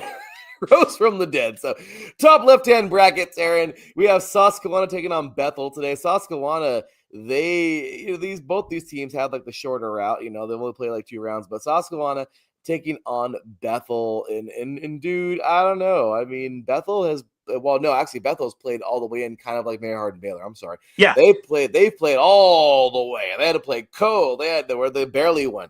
They had to play Lake Forest, where they beat them. They freaking played Wartburg, where that was a battle for them. Now here we go. Now they're taking on, they're in it. They're in this thing, and they're freaking, they're ready. Susquehanna, they've played 2. So who are you taking? You know what? Give me Bethel to win this one. I'm kind of a little suspicious of Susquehanna's defense. Yeah, they've put up 40-plus points on both their opponents, but they've cut it close against their opponents as well, as they gave up 38 and 35 points in their previous 2 games. Now, Bethel, they're kind of on a little bit of a Cinderella story, and their defense, I think, seems to be getting better. So I'm going to take Bethel in a close one. As long as they slow down Susquehanna's defense, I think they should be fine. I'm with you. So we both on the top. We both have top right, top left, Mary Hardin Baylor, Bethel. Let's see. Now, to find who will play them, bottom left. Teran, it's over. Big ups to our boy Ricky K, man, talking about it on the New York State of Sports past week. But there will be no repeat this year. Just like RCC will not be repeating as the 3C2A champions. Neither will Cortland. SUNY Cortland has fallen to Springfield. SUNY Cortland, of course, a New York team. Springfield, Massachusetts team. So, gotta love the Boston. You gotta love the New York, Massachusetts rivalry thing going on there. But Springfield, man, get it done. They move on to the next round. And we have here North Central, who has, they won the championship a couple years ago. They barely lost last year by a freaking point. I think it was 37-38, Teran. They lost to SUNY Cortland. North Central is back in it. That little team from Illinois that could. They won a championship a couple years ago. Amazing winning record broken on the final play of the freaking game, basically. Quarterback, the best player, the Gallardi Trophy winner, throwing to his best receiver, their best friends. They broke a record in that same exact touchdown catch. I mean, it's amazing story there with North Central. I remember a couple years ago. But here they are again, dude. They're in it. Now they have defeated Hope, and they are going to be taking on Springfield. Springfield looking strong. They've played a couple games. North Central's played a couple games. This is actually a very fun one, man. Springfield and North Central. Who are you taking? I'm going to take Springfield. I think them beating Cortland was very impressive. And it wasn't even that they beat Cortland. It was how they beat Cortland, which was what really impressed me. They beat him by more than one score. I think they'll get the job done. I think it'll be a close one, but give me Springfield. The best part about Springfield is that they haven't had to recruit Homer, Bart, or Lisa Simpson. I wonder if they'll actually have a Simpsons broadcast if they make the national championship game. That would be like awesome. they did with Bengals Cowboys. That was awesome. Oh my gosh, that'd be funny. Well, good sir. I'm going to be going opposite of you this one. North Central is pretty damn good. I thought it's going to be a dogfight to the end, but I just feel like these guys are not done being champs just yet. They are not the current champs, but they just were. They were there. I feel they're going to get there again, but let's see, man. And then on the other side of the bracket, bottom right, we have Salisbury out of the DMV taking on, of course, here in the chat room. I just saw a little bit ago, Jen B's all jazzed up. She's all jacked up on Mountain Dew right now, man. She's ready to go. Almost kickoff time. The Purple Raiders are that's all she has left right now, I think, in Cleveland or in northern Ohio. Well, at least, for these playoffs. But yeah, dude, Salisbury, Mount Union. Salisbury, they've played a couple games. They've gotten themselves pretty squared away. They've been playing good. Mount Union, they play the same amount of games. Mount Union, man, they had a hell of a game versus Carnegie Mellon. Can we give a hand clap to Carnegie Mellon, dude? Last week, Carnegie Mellon gave these guys all they could handle. I think that's the furthest they've ever been. Maybe not. I don't know. But, they got there, and it was a great one. Salisbury, though, man, I love what they got. They're a great team. They've been dominating, but they have not played Mount Union yet. So, Teran, what do you think? I'm going with Mount Union. There's no doubt in my mind. Yeah, I know. I'm sorry. Salisbury is a good football team. Again, Mr. Mike Pat's not going to be happy with either of us because we didn't take his two DMV teams. But Salisbury, man, good school. But Mount Union needs to just go to D2. Oh my gosh, go to Division 2. Stop it. Stop playing around. Look at Tarleton State. They've been great, right? Look at Sam Houston. They've been great. So I'm just saying, I think, the teams that move up. So let's go. Anyway, dude, there you go. So next week, if we have it our way, Teran will have Bethel versus Springfield. I will have Bethel versus North Central. And we both agree that it'll be Mary Hardin Baylor taking on Mount Union. And Teran, those two, we've seen those two purple teams go head-to-head numerous times. We've seen them. We've seen them in the championship. We've seen them in the semifinal. We've seen them. And that is a good football game. So I'm looking forward to it. Let's go. And there you have it. So, all right, Darren, off to Division 2. And, well, this one's basically kind of wrapped up. This one, we're at the end already. The Slippery Rock defeated California University out of Pennsylvania. And if I'm not mistaken, Teran, their acronym is CUP. Oof. California University of Pennsylvania, CUP. Well, because they probably don't want to have Cal for copyright reasons of Cal Berkeley. Yeah, no, true. So Slippery Rock defeated California University of Pennsylvania, and they are on 31-13. They are on to the semis. Also, that was the top left. In the top right, we had Ferris State. Oh, my gosh. Harding outlasted Grand Valley, man, and that was huge. But the defending champions, so RCC, defending champions of the 3C2A, not repeating this year. In Division 3, SUNY Cortland, not repeating this year. And now in Division 2, Harding, not repeating this year. Ferris State will destroy them, man. My gosh, 41-7. And there you have it. Ferris State will be playing Slippery Rock in the semifinals today. And then the bottom brackets, bottom left, we have Valdosta State. They just went ahead and destroyed Virginia Union 49-14. And there it is, man. The game that this was going to be, I think, probably the better one of all of these quarterfinals. And Minnesota State gets it done, man. They defeated Bemidji State 27-23. I hope I'm saying that right. I feel like an idiot every time I come on here. I hope I'm saying that correctly. But Minnesota State wins this thing. On go the Mavericks. They'll be playing Valdosta State. And they're the semifinals, dude. They're being played today. Actually, they're just minutes away. At least Valdosta State and Minnesota State are. Who are you taking in this one, man?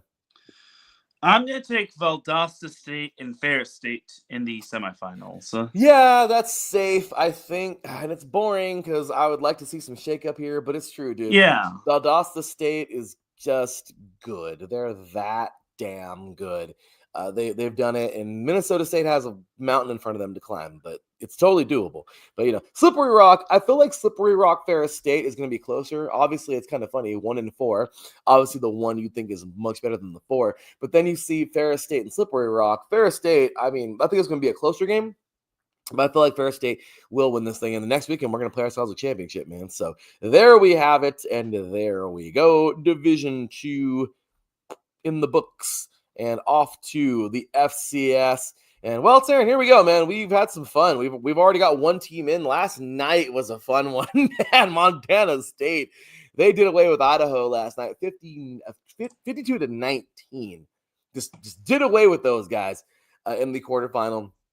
And they're off to the semis. And then we have that's the top left bracket. Top right bracket, we have North Dakota State taking on Mercer. Is it a game, Teran? Is it a game? Teran don't even know what to say. Say again. Teran is at a loss of words. I said, is it even a game? North Dakota State taking on Mercer? Yeah, no. I want Mercer to fight. I just don't know if it'll be much of a game. Honestly, I think North Dakota State's going to roll past Mercer. Don't get me wrong; it was great that Mercer was able to advance to this point, but they're going to face a buzzsaw in North Dakota State. Yeah, I'm almost positive North Dakota State's going to move on this thing. And then, of course, on the bottom bracket, well, Teran, here it is, dude. Today, they get to prove it. UC Davis has been doing it this year while they've got themselves a freaking battle today as they're going to take on the Coyotes of South Dakota. They're a number 5 seed taking on the number 4 seed, and that number 4 seed is South Dakota. Does UC Davis move on today?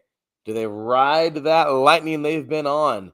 Or is this where their journey comes to a close for this season? Best matchup of the FCS quarterfinals by far. I think Davis gets it done in a close one. I think they just edge out the win. Winning at South Dakota is going to be tough, but I think Davis can get it done. This is probably one of their better teams in probably a hot minute. I agree. Yeah, Davis, we saw that March Madness team a couple years ago get in there, and even though they made it just to the freaking just in the tournament, who cares? They got there. So UC Davis has been doing as long as you make the tournament, anything can happen. Exactly. There's a chance. So I'm gonna take UC Davis too, just riding the lightning. What else do you say? I don't want to sit here and just root against South Dakota because they're a great football team, but this is just too good of a feel-good story, man. So UC Davis. I think Davis wants to prove to everyone that they maybe should have been seated higher. I think maybe they got a little disrespected after having a close loss against Montana State. So they want to prove to everyone that the seating committee kind of got that wrong. And they also want a rematch with said Montana State team, because if they win that one, then they'll play Montana State, which those two are in the same conference. So keep that in mind, and that could be more motivation for Davis. It definitely could be. That is huge. And then, of course, the bottom right bracket, Incarnate Word, they've done it, dude. They knocked off Villanova. Now they're here to take on last year's champs, South Dakota State. They did away with Montana. Teran, is this the day where Incarnate Word upsets a 6 seed, upsets a 3, or do you think the Jacks are going to make their way into the semis? I think the Jacks are going to win. As good as Incarnate Word is, I think that South Dakota State is just a cut above the rest. Incarnate Ward, if they want to win, their defense is going to need to be amazing again, and their offense is going to have to be high-flying against the talented South Dakota State team. But give me the Jacks to win. Yeah, me too. I'd hate to say I'd love to see Incarnate Word go on. They've been a beautiful story. They've come up from, I think, the Division III or the NEI. I don't know where they came from, but they're very admirable. But tough one, man. The Jacks are still here, and until somebody else wins it, they're the champs from last year, so I'm going to take them to win this thing. But all right, Teran, so let's take ourselves a quick break. When we come back, it's time, bro. We're going to get into some bowl season, get the pick 'em, Navy, Army.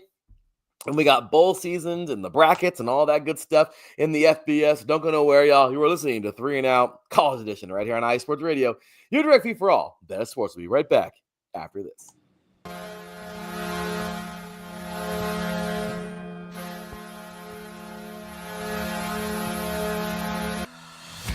Hockey fans, I'm Adam Kernick. And I'm Zach Puplis.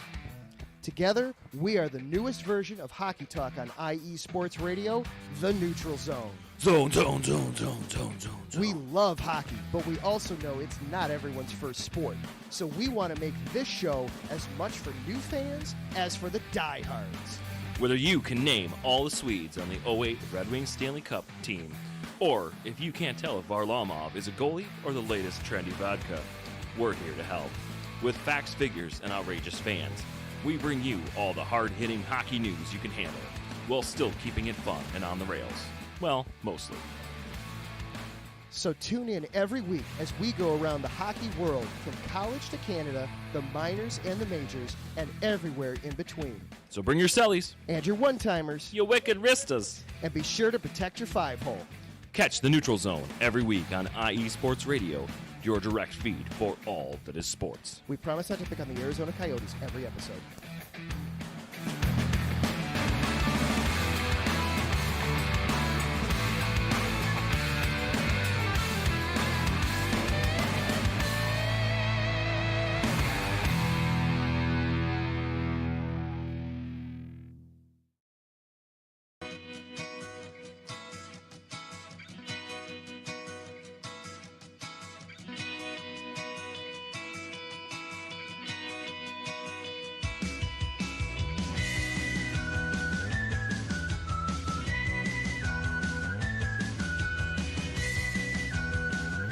Hey, Cleveland and Columbus sports fans. This is Jen B, host of the Show of the Land on IE Sports Radio, your direct feed for all that is sports. If you love Cleveland and Columbus sports like I do, be sure to tune in live to the Show of the Land on Tuesdays, where we will cover the Cleveland Browns, Cavs, Guardians, and Monsters. We will also talk about the Columbus Blue Jackets, Crew, Fury, and of course, the Ohio State Buckeyes. We'll also cover other colleges in the area like Akron, Kent State, Cleveland State, Mount Union, John Carroll, Baldwin Wallace, Youngstown State, among others.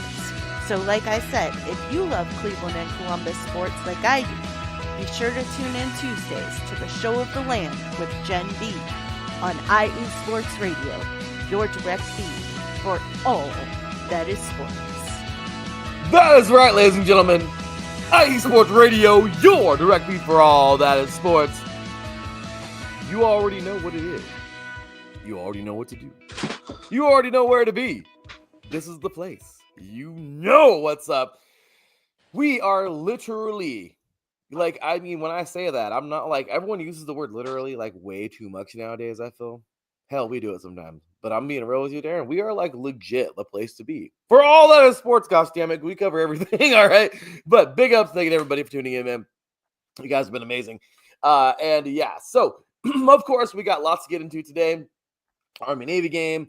We are talking about the bracket. We have covered all of high school football already, all the junior colleges, NAIA, lower divisions, and the NCAA. And well, Taryn, time to get on in. Like I said, we got Army-Navy today, and we got, of course, bowl season kicking off and all that good stuff. But I do got to say this. You know what else is today, right, Taryn? What's today? What else? Heisman Trophy presentation. Oh, yeah, the Heisman, yeah. And, yeah, thanks for the reminder. Aaron Yallen here, Travis Hunter for Heisman. Well, obviously, He was named the AP Player of the Year, by the way. He was, which is very impressive. So, Taryn, today, here it is, man. This is it. We got, of course, Oregon quarterback Dylan Gabriel, which has been incredible this year. Colorado receiver / DB Travis Hunter. We have Boise State running back, which has had a phenomenal year, man. Ashton Jeanty. And then, of course, Miami's quarterback. And I'm not laughing because Miami, once again, they play cupcakes. But his ability, awesome stuff. Cam Ward out of Miami. Teran, I mean, I don't know. I mean, some people feel that others have, gotten snubbed and everything. But who are you taking to win this thing today? Who do you I'm think? probably going to take Travis Hunter. You really see a two-way player nowadays, and honestly, I think he deserves it. He's helped Colorado in the turnaround. I mean, everyone will talk about Coach Prime or Shedeur Saunders, but Travis Hunter is the reason why one of the reasons why Colorado is relevant. I mean, yes, Coach Prime gave him the keys to be a two-way player, but honestly, Travis Hunter mastering the position of being a two-way player is just amazing. And Travis Hunter had Colorado pretty much a tiebreaker away from advancing to the Big 12 championship. Yeah. If they slip up against Kansas, I think we could be seeing Colorado vying for a college football playoff spot. Oh, I agree. And you know what? It's crazy. Okay. My heart is going with Travis Hunter because I do feel you're right. You don't ever see a two-way player. In high school, you see him all the time. That's Iron Man. Oh, That's hardcore. That's extremely hard to do, by the way, even in high school. That is so taxing. I was a two-way player. That was hard. But I'll tell you right now, Teran, I mean, at some point of college, I was two-way. But there were sometimes where I never got the damn field, which a lot of players played that way too. That's Iron Man playing pretty much everything. But the crazy part about it, Aaron, the crazy part is in college, you're never going to see that really. So seeing him out there doing big things, making it happen, Travis Hunter, he's got my vote. My heart does. But my brain, because you know how, after just knowing college football, and don't get me wrong, because I have been high on this team, I still think they're going to win the national championship, and he is very deserving if he wins it. But I just have a feeling Dylan Gabriel's going to win this thing just because, he's the Oregon guy. They're number one. They're probably going to win the national championship. He is an incredible, takes nothing away from him. Amazing. It's just, I mean, yeah. So who do I think is going to win it? Probably Gabriel. But who do I really want to see win it? Definitely 1,000,000% Travis Hunter. So big ups to Angela, by the way, tuning in. As always, congratulations, Hey, Mr. Angela. and Mrs. Carter. Angela Winstead has married Fred Carter, and guess what? Mr. Fred Carter has made her a Carter too. So happy for them. Last weekend they tied the knot, so congratulations to both of them. Teran, the host of the two hosts of Tornado Takeover here on IE Sports Radio, they have had lots of comments on Oklahoma and Oklahoma State, and so have we. This year has not been their year.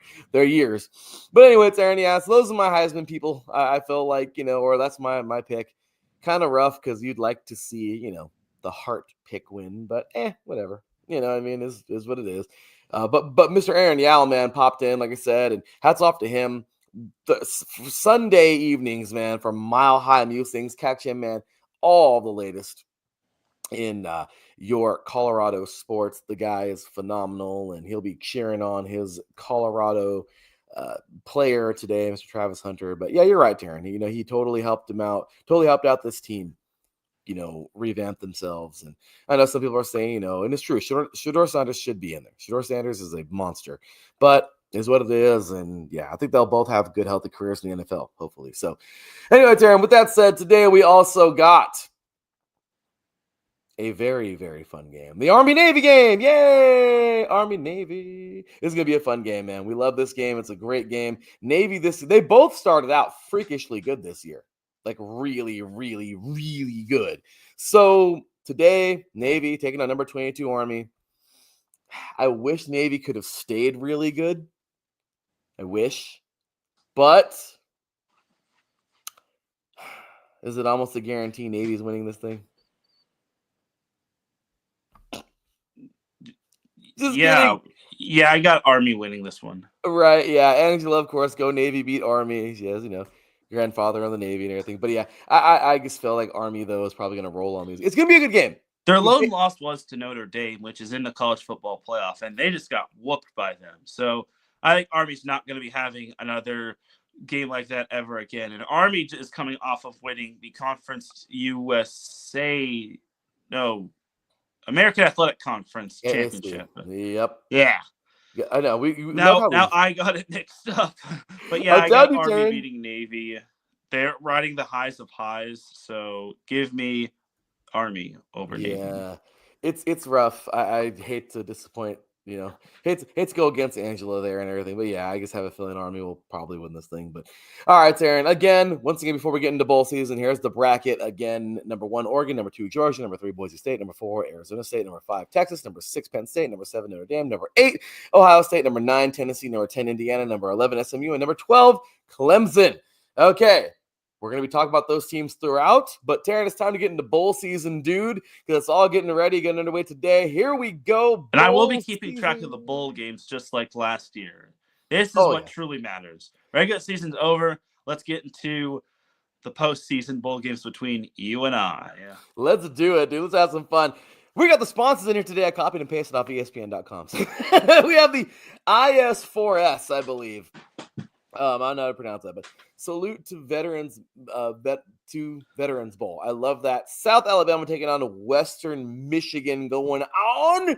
What's good, buddy? Who are you taking? This one's a tough one. That is a very tough one. I'll take South Alabama. They're pretty much near home field advantage. This is pretty much home for them. I mean, have you ever thought about their acronym, USA? I'm sorry, what? So have you ever thought about their acronym, USA? Yeah, I did. Sorry, I was clearing my throat. You're good. So, yeah, I guess they got a perfect game to win for the Veterans Bowl. I don't know. But, yeah, a couple of years, it's crazy. What was it, like 5-6 years ago? Western Michigan was, like, awesome. And now they've just kind of fallen off. It's kind of crazy. But anyway, dude. So, yeah, there we have it. Okay, so first game of bowl season. As much as I really would like to take Western Michigan, I don't know. I just kind of feel like this is a toughie. It's a toughie for me. So if I got to pick somebody, I got to go South Alabama. I feel like they've gotten a little bit of a better Sun Belt, Fun Belt. Sun Belt, Fun Belt, man. South Alabama, they've been battle tested, dude. They're ready to roll. They're going to be fighting. It's going to be a good freaking game, man. So also today, I wanted to put out there too, Teran. I don't want to, backtrack a little bit, but I will say today is actually the Celebration Bowl too, man. The Cricket Celebration Bowl going on. Jackson State and South Carolina State. Who are you taking in that one? I'm going to take Jackson State with this one. Me too. Jackson State. I mean, hey, Coach Prime, coach to them, right? You know what I mean? So, hey, why not? They're a good team. Wish I had the graphic up here for them. But, yeah, that's coming on in just about 8 minutes. So, that's what's up. Okay. So, yeah, 6-6 for both these teams. Though I got to take South Alabama. It should be a good one, but let's see how it plays out. And you picked Jackson State or South Carolina State? Oh, I got Jackson State.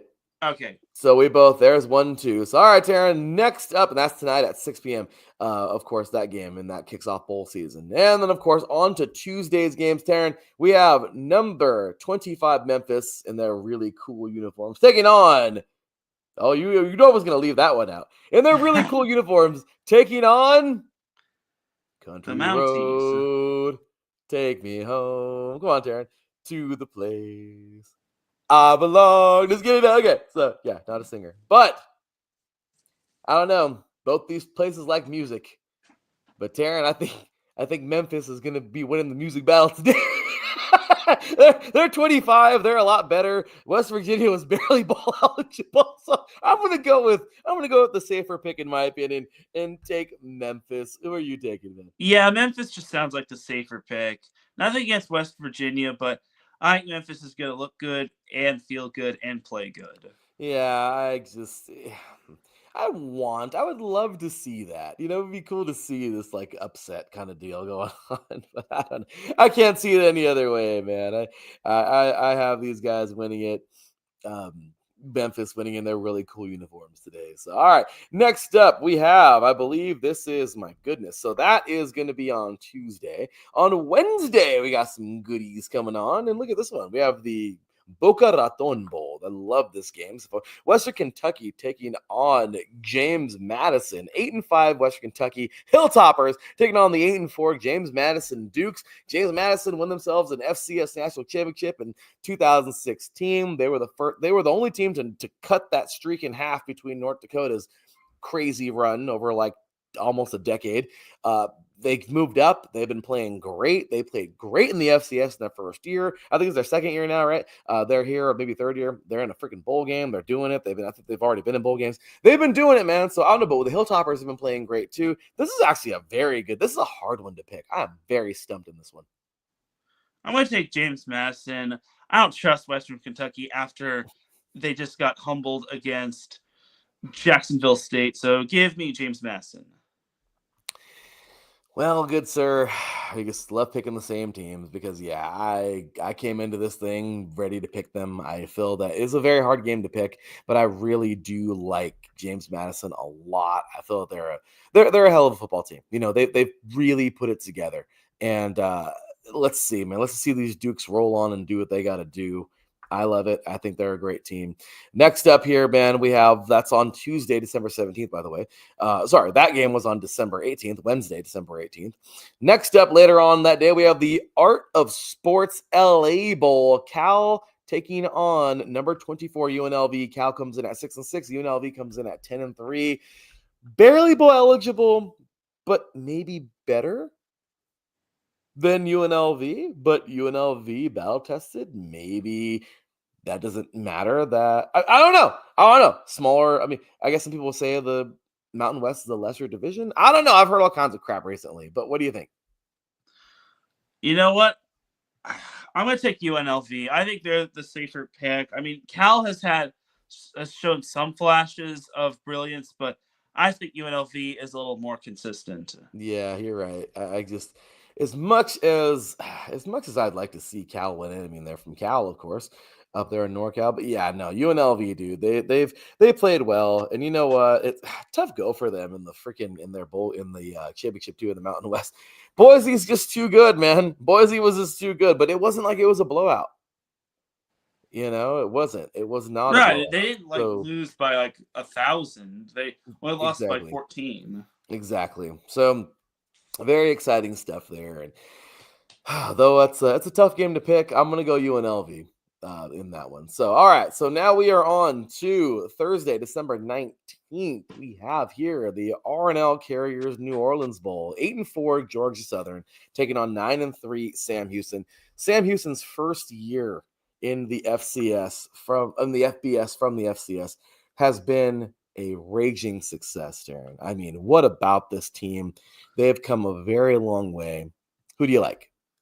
You know what? Give me Sam Houston State. I feel they deserve the chance to be in the Conference USA championship game, and unfortunately, they lost out just because they got slighted against Western Kentucky, who had the tiebreaker over them. So give me Sam Houston to make history against Georgia Southern. I love the pick as much as I think Georgia. I really do think Georgia Southern is a good football team. They've played pretty good this year, and they can totally win this thing. This is a very even to me, but I'm going to be cheering for Sam Houston, man. Bearcats, let's go! They've made it. They're in the FBS. They're playing good. Why not, man? It's fun to cheer on these teams who were once smaller but get there, you know. So anyway. Next up, after the R&L Carriers Bowl, oh my goodness, so much to keep up with. On Friday here, we have the Staff DNA Cure Bowl, and this is going to be Ohio, 10-3, taking on Jacksonville State. We just seen them recently, right, at 9-4. This should be. I like this one too. This is a very, very good bowl games this year, man. But who are you taking this one and why? I think this might be the one where we disagree on, but We'll see. I'm taking Jacksonville State. Ohio is good, don't get me wrong, but I think Jacksonville State, they'll have the advantage of not having to travel too far, and I think Jacksonville State is riding the highs of after beating Western Kentucky in their conference game. Don't get me wrong, Ohio is indeed a good team, but I think Jacksonville State has been a little bit more battle-tested. Well, you would be correct because I am going to be picking Ohio. I feel I don't know. It's going to be a tough one for me. I think you're right. Jacksonville State has been battle-tested, but Ohio, man, this team, I don't know. I just feel that they've got it, man. They just won their conference. They're playing good. Let's see what they can do. I'm going to go Bobcats in this one. Also on Friday, the 20th, we have here the Union Home Mortgage Gasparilla Bowl. And that is going to be Tulane taking on Florida. dude, how about this, man? This is like the biggest game in Tulane history. I'm just kidding. Now, Florida, even though they're 7-5, Tulane 9-4. Good game here between these two. This could actually, to me, this is a crapshoot. I don't know if you feel the same way, but personally, I just feel it's a crapshoot. What are you thinking? I'm going to take Florida. They have pulled off some pretty decent wins, and they've been in the thick of it in terms of close games against good teams. I'll take the Gators over Tulane. Yeah, I'm definitely picking them because I feel that the Gators are just better. Like I said, it's a crapshoot because I feel like Tulane is definitely they're gonna fight in this game. If it's a blowout, I'll be surprised, which I might be because you never know what you're gonna get in bowl season, like March Madness. But I will say that I do feel the better team is Florida, though, even though they have 2 less wins. They played way better opponents. So, I mean, I just, there's no other way I can go. But definitely a good game. And let's go. Let's go. You got my pick. You know who I'm taking. Let's go Gators. It's great to be a Florida Gator. So, yeah. Look at Angela. That's a home game basically for Florida. Yeah. I can say we got a chomp over here, all right. So yeah, man, Corey would be proud of us. So I would be happy. But however, the host of our he won't be going live today, but the host of our New Orleans show, T5, wouldn't be too happy with us right now. Sorry, T5. But anyway, so there we go, man. Good game there. Next up in Wild Teran after that game next week, we get the first one. And this, of course, is the college football playoff first round game presented by Allstate. Number 10, Indiana versus number 7, Notre Dame. This is the first ever game played in the new 12-team bracket. Who are you taking? Man, I know, right?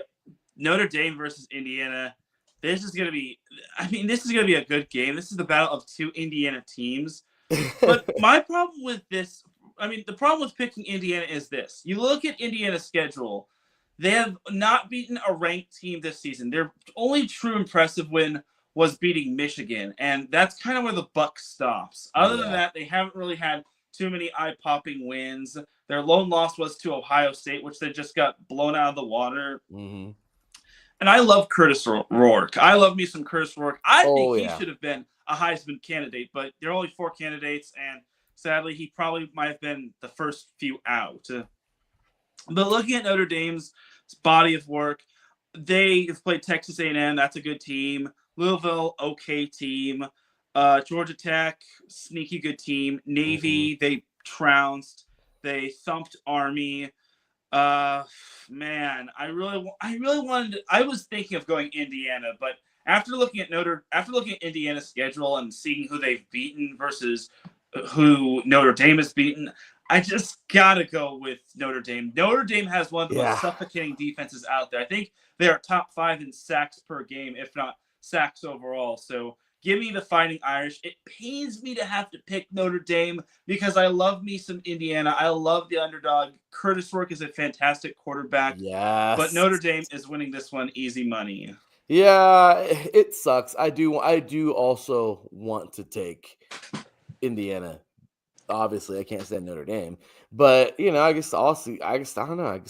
It's even away from that. I don't know, dude. It's hard. It's very, very hard to see Indiana winning.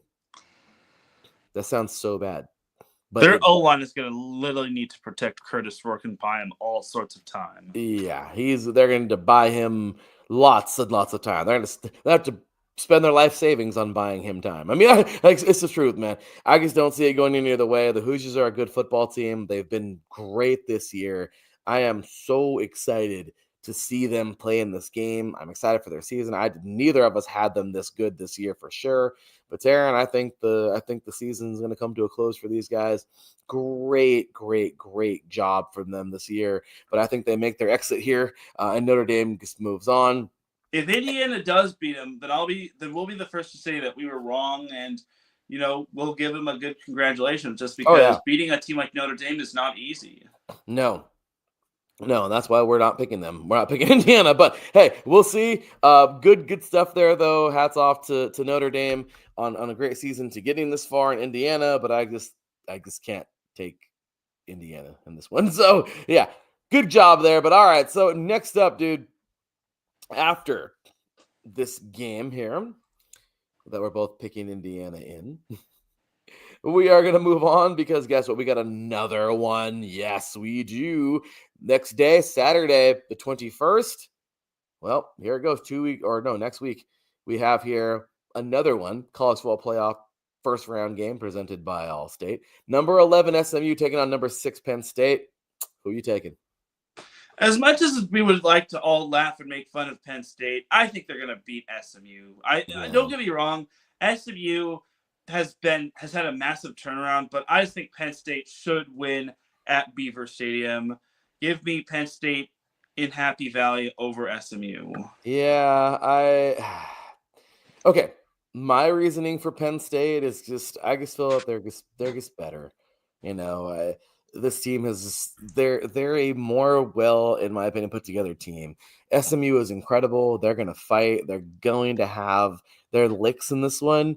But Penn State, I just feel like Penn State's it's an A versus a B.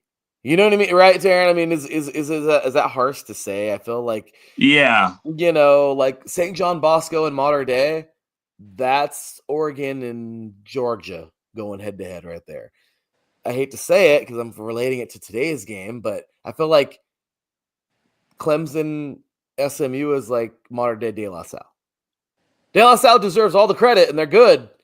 But I just don't see them beating Mater Dei, right? I mean, right? Is that fair? Is that fair to make that? Yeah. Comparison? I mean, again, nothing against SMU. No, it's been a great nothing. turnaround for them. But honestly, Penn State has, dare I say it, they've kind of had their adversity games. I mean, they had the one game where they should have lost to USC but didn't. They obviously, I wouldn't say they bumbled their way into the Big Ten championship, but they earned that right just because they didn't lose too many games.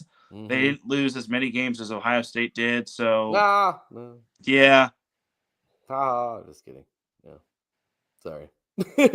Yeah. And it's at Beaver Stadium. So SMU and I don't know if you know this. I've never been to an SMU football game, Penn State football game, but that place can be rocking. It can get really loud because that fan base is very, very spirited, especially on a whiteout game. Well, they're up there, man. They are crazy. So, Angela's picking along with us here. It says SMU sucked in the American. They go to the ACC and they actually learn to play football. That's hilarious. Well, hey, they played damn good in the ACC. It's true. That was one of the more pleasant surprises. Everyone thought it was going to be like Miami or Clemson or Miami and Louisville, but SMU just galloped out the gate and basically threw their name in the hat, and it wound up being Clemson and SMU just because Miami doesn't know how to close out an easy schedule. Yeah, that's for dang sure. Well, the same exact day next Saturday, we have another one. Number 12 Clemson taking on number 5 Texas. I don't know, Teran. What do you think? Yeah, Texas. This is the battle of two very different teams. Clemson wound up winning its conference tournament or conference championship and inched into the college football playoff. Texas, on the other hand, fell just short of winning their college or their conference championship. But I think Texas gets their get back. I think they get real angry and they take all their frustration out on Clemson. Yeah, I don't think this game's going to go any other way. Look, it's burnt orange versus, what do you call it? Tiger orange, or I guess regular orange, or I don't know. But standard orange. Standard orange. Well, standard orange isn't going to stand a chance. I think it'll be good to start off with, but as time goes, I think Texas is going to smack these guys around. I don't see it being. Texas is pissed right now, man. So we're gonna see what happens. But yeah, give me Texas in this game. And then, of course, the same exact day, number 9, Tennessee, taking on number 8, Ohio State. And, of course, that bracket. What you thinking? OHIO. Oh. Yep, it's the truth. It's the Yeah, truth, no man. doubt in my mind Ohio State's winning this one. Yeah. They are obviously going to be angry, and they want that rematch with Oregon, but they know they got to get past Tennessee first. No, they know this, and yeah, this is huge, man. Ohio State, this team, I mean, they've been through a lot this year. They had a great season. Coach Day, I mean, the hottest seat right now, I think, in college football is Coach Day. I was gonna say if Ohio State loses this game, I think you got to give Ryan Day the hook. Yeah, I don't know. People are very iffy on him recently, and I don't know. Some people have been iffy on him for a long time, but I feel like this year it's been more than others, and I don't know. This is just a deal with him. I don't know, but we'll see what happens. But look at in the chat, it just says horns down. Oh no, but Texas may win. Honestly, no. I think horns up. I think the Horns are going to make it happen. I'm pretty sure this is going to be a Texas victory. And yeah, for sure, we're taking Ohio State in this one. So, all right, Teran and I haven't really deviated too much apart. Let's see if we can continue. Let's see if we can get some more, some deviations here, some different picks. But on to Monday, the 23rd. Looks like we have the Myrtle Beach Bowl. Hey, Coastal Carolina, Chanticleer is at 6-6. Come on in, taking the UTSA Roadrunners also at 6-6. Teran, this is actually an extremely evenly matched game. Yeah, this one's pretty evenly matched. But UTSA is favored by 8.5 points. So give me the Roadrunners. Yeah, Roadrunners are okay. I think the reason why they're favored, I mean, it's cool because they're both birds, One's like Probably because maybe they're more battle tested. I would say so. I think they played a little bit more quality opponents, but overall, I mean, it's not gonna. I don't know. To me, it might go out the window, man. This one could be fun, but give me the Roadrunners. Give me the freaking. I mean, sorry. You're taking the Roadrunners. Give me the Chanticleers. I'll take them. Nice. We get a second one where we've picked against one another. Because Teran, this is a total freaking. This is a pick'em in my opinion. This is kind of can be a pick'em. Yeah, this is fun, especially against the spread. Yeah, this is fun for Teran and I because we're over here cheering for these teams that we don't even cheer on usually. To go against each other, it's fun. It's a lot of fun. So we should do next year, a thing, man. That'd be fun. But anyway, dude, yeah, this has been a very, very good bowl season. I think well put together. And yeah, I gotta go with the Carolina team here. Oh, look at this. As I said, this is a home game all day for Coastal Carolina. Dirt my Myrtle. What has no business hosting a bowl game? Oh my gosh. Anyway, UTSA will find some way to win. Yeah, I mean, Coastal Carolina is good, but I just think that they might be a little bit too inconsistent. I mean, I guess I could maybe do a deep dive on Coastal Carolina's schedule and who they have beaten, but I'll probably have that before the. Okay, so here it is. They started off with the first 3 games against Jacksonville State, William and Mary, and Temple. Lost to Virginia, beat Old Dominion. Then they lost 3 straight to James Madison, Louisiana, and Troy. Beat App State, and then ended the season or regular season losing to Marshall and Georgia Southern. So you have that right there, and then hopefully, I mean that kind of is a respectable schedule. I wouldn't call it the best schedule, but let's look at UTSA for a little bit, as they finished 6th in the American Athletic Conference, won their first game against Kennesaw State, lost to Texas State and Texas. They beat Houston Christian, lost to East. I'm sorry to have to say this, Angela. I'm not sorry. They lost to ECU and Rice, beat FAU, lost to Tulsa, won the next 3 games against Memphis, North Texas, and Temple, and then they lost to Army in a close one. Yeah, I'm convinced UTSA will win. Yeah. That's a hard one. But I don't want that to be the reason why you.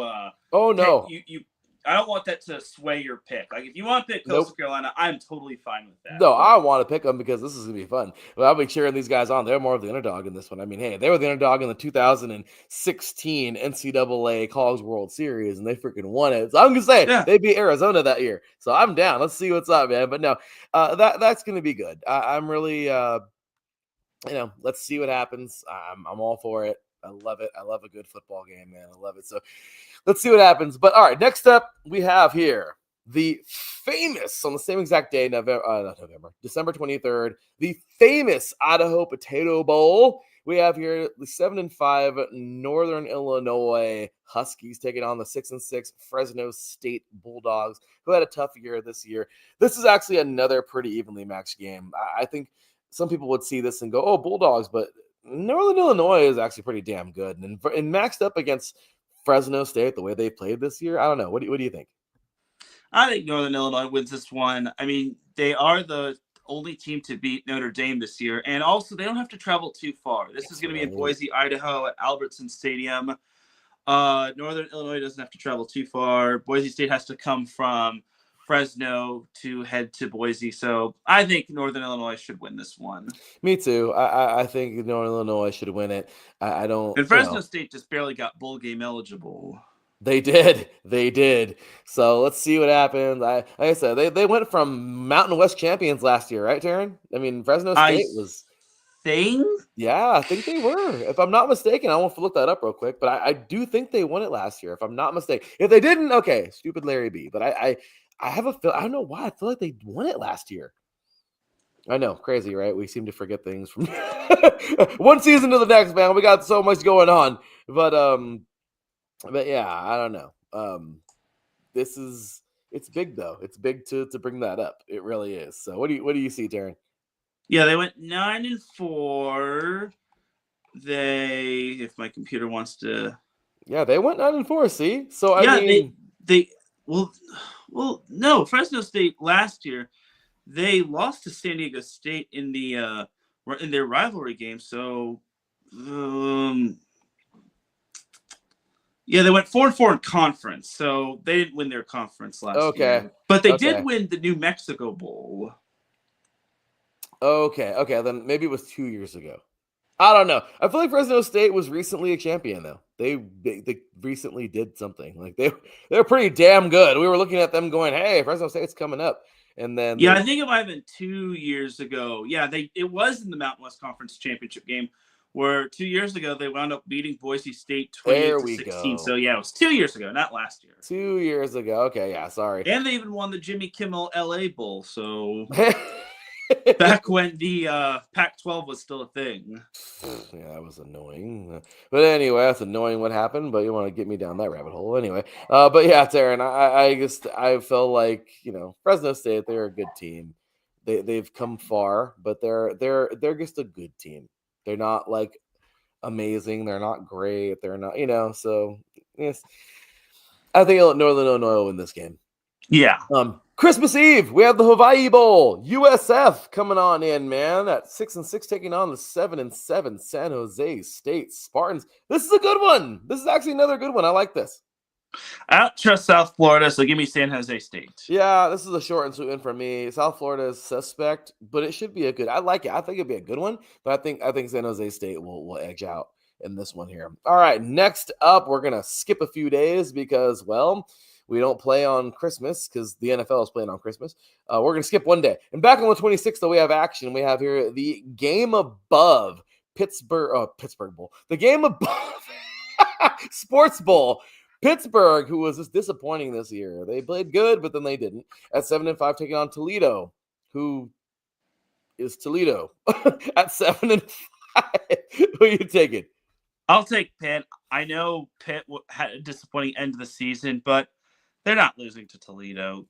No, and gosh dang, unless Toledo wants to bite off Pitt's kneecaps. Yeah, I know, right? It sucks because I really want to try to pick different games, but no, this is a game that I gotta pick Pitt.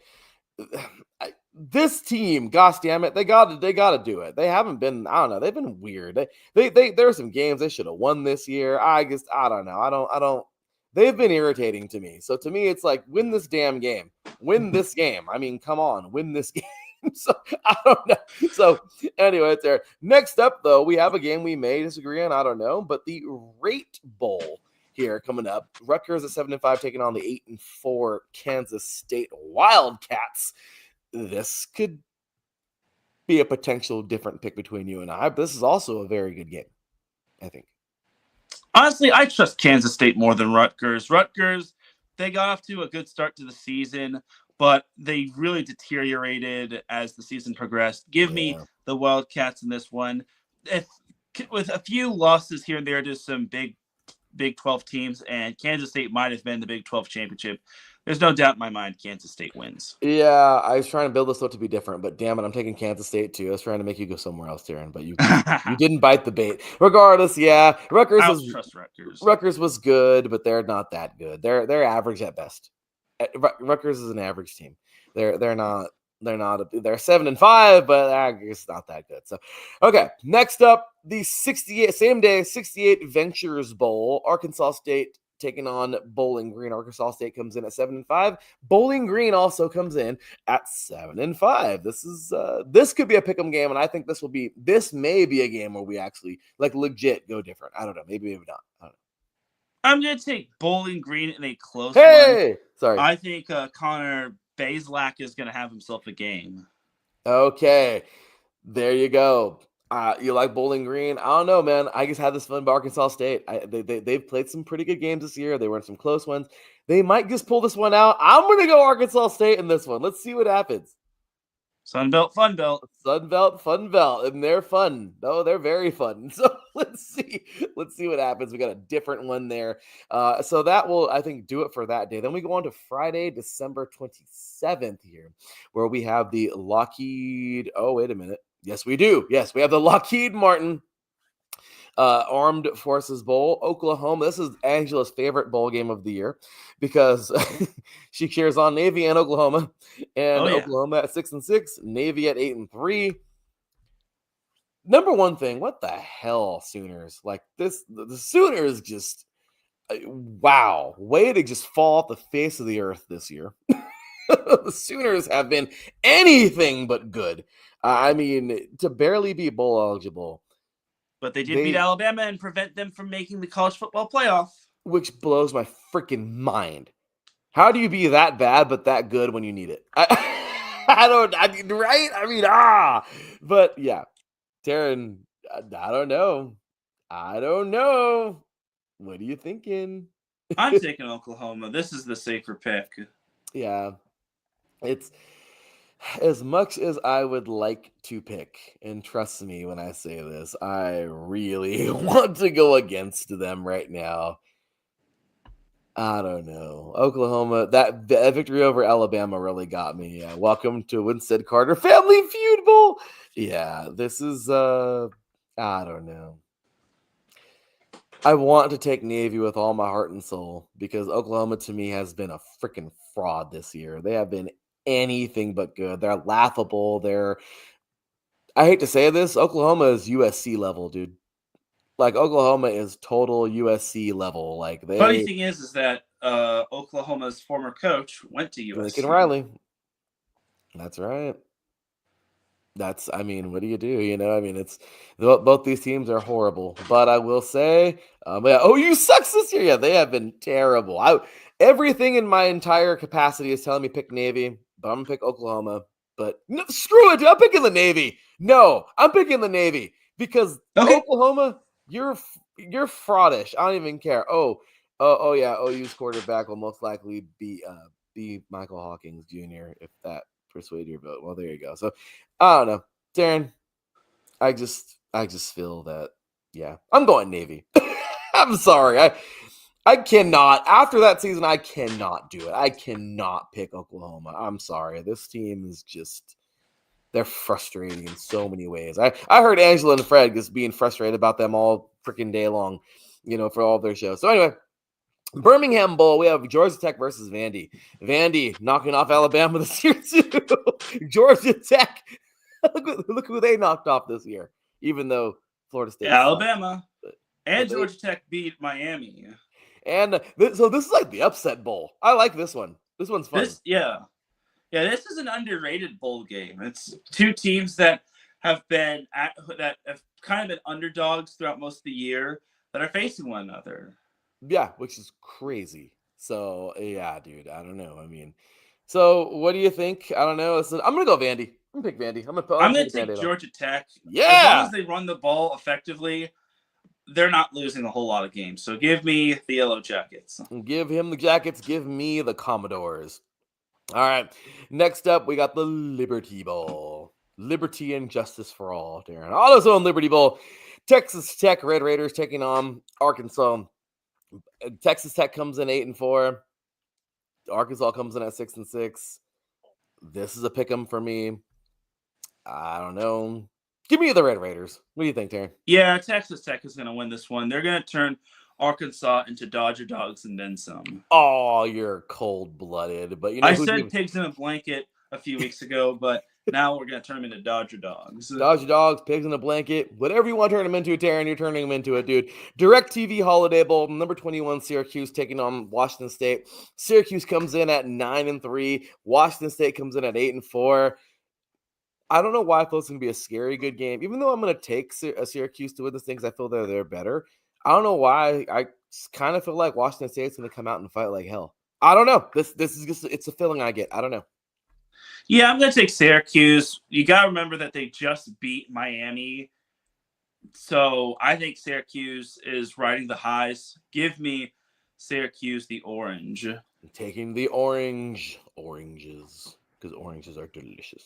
So anyway, so there you have it. That is the Holiday Bowl. And then, of course, on that day, the final game of the day that I am just cringing because I hate them. Not as much as the Raiders, because but see, here's the thing. This is why, like, as a Raider fan, Taryn, it's like we knew what's gonna. You can next year in December, the Raiders won't be much better than they are right now. I'll tell you that right now, Taryn. I mean, I'm just not very. We know this. We just cheer on a team that we know sucks, but we're like, yeah, we still like you. You know, SC though, you expect things out of. And this year, I'm telling you, them and Oklahoma have been best friends. So the SRS Distribution Las Vegas Bowl, USC taking on Texas A&M. Texas A&M this year, they were weird. I don't know. They were so good. Two more games, they could have found themselves in that 12-team bracket. I don't know. Yeah. Texas A&M was crazy. Of course, I'm taking SC. They're probably going to get the floor wiped with them, but I don't know. I don't even know what to say about the stupid game. What do you think, Darren? You know what? Even though most of their team has probably hit the transfer portal, even though their quarterback play has been questionable with Jaden Mayava now starting over Miller Moss, I'm going to pick SC. I think USC beats Texas A&M. They started their season winning in Las Vegas. They're going to end their season winning in Las Vegas, and they're going to show those Aggies who's boss. Over a team that everyone thought they would lose to, and the same exact thing with Texas A&M probably. So LSU and Texas A&M, let's go. And their SEC teams, I'll take it. Let's go SC, fight on. So next up we have the Wasabi Bowl, the Wasabi Fenway Bowl. Sorry, and that of course is on Saturday, the 28th, a couple weeks from now. And this is going to be a goodie because UConn. Yes, UConn. I know it's crazy seeing UConn up there in football, but they've made it, and they 8-4 season. They've turned things around, and they are taking on the North Carolina, the Bill Hills, if you will. All right, 6-6, North Carolina, and this might be the last time they're 6-6 for a while, Taryn, because good old Bill Belichick is taking over. What do you think, man? Wasabi Fenway Bowl. You know what? Give me UConn in this one. I don't think UConn has to go too far. So no, I don't think Bill Belichick's going to be taking over immediately. And North Carolina does still have some meh.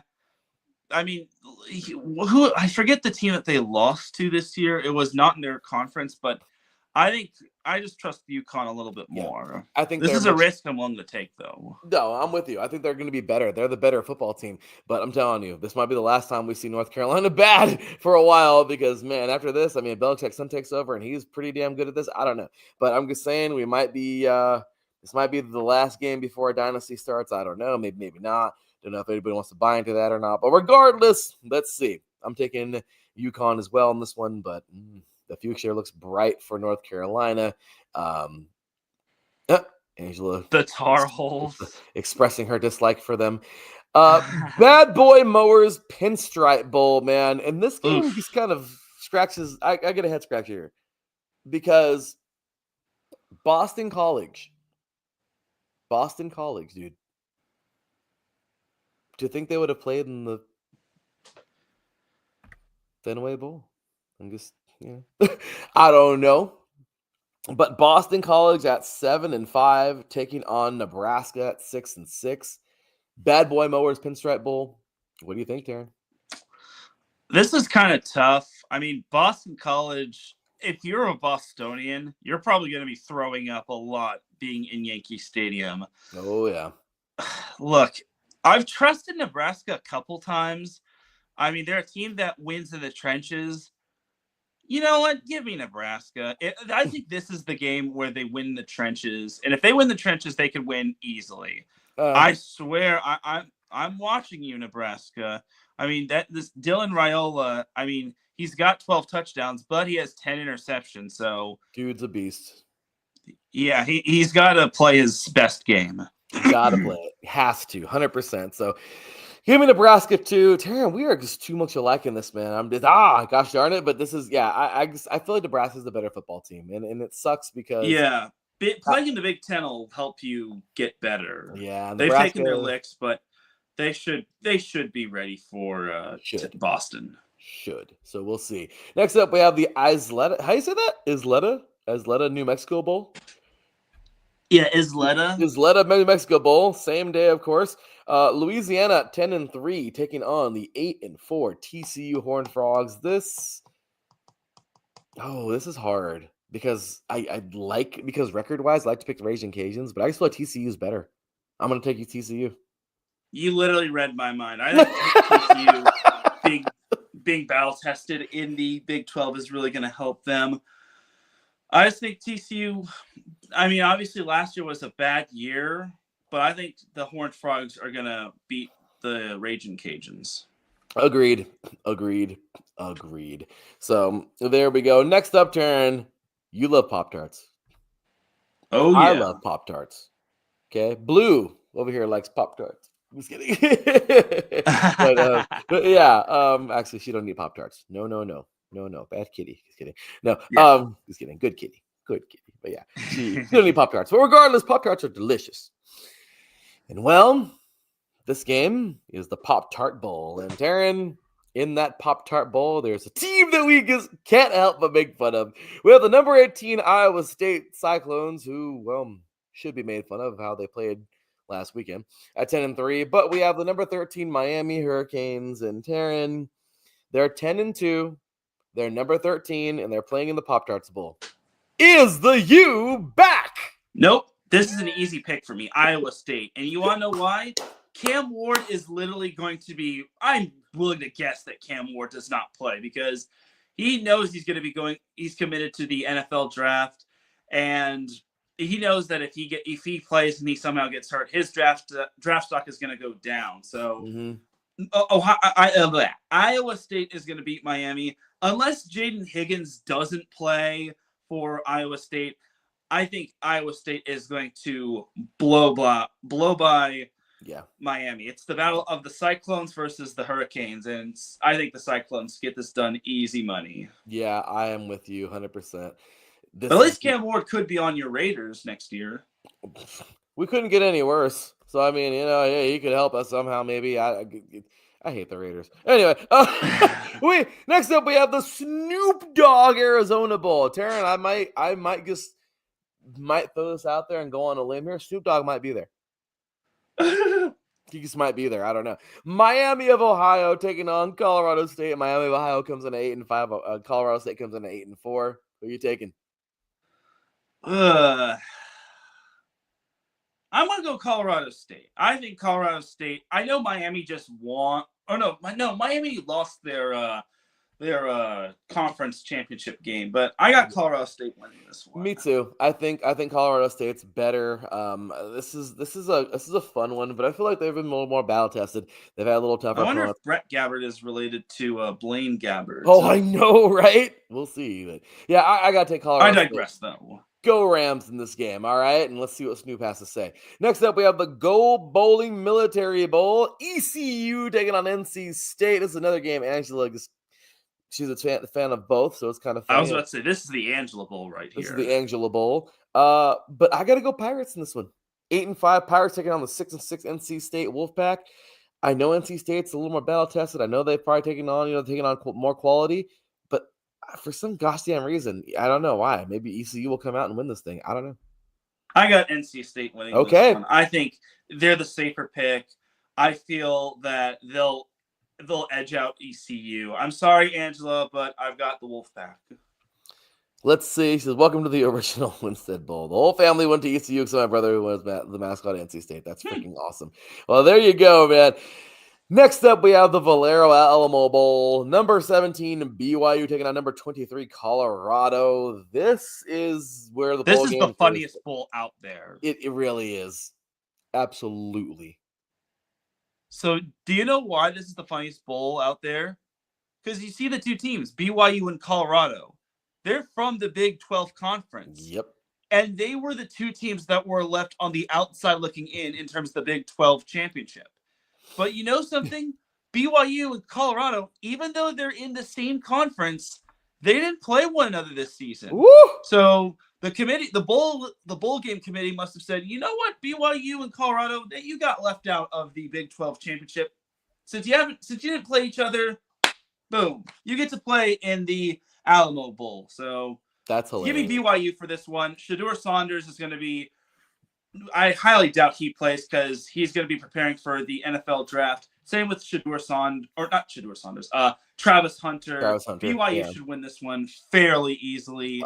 I'm expecting a masterclass performance from LJ Martin of BYU. So give me the Cougars. Agreed. Well, okay.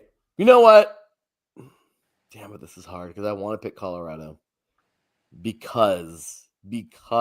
Shedeur Sanders doesn't play.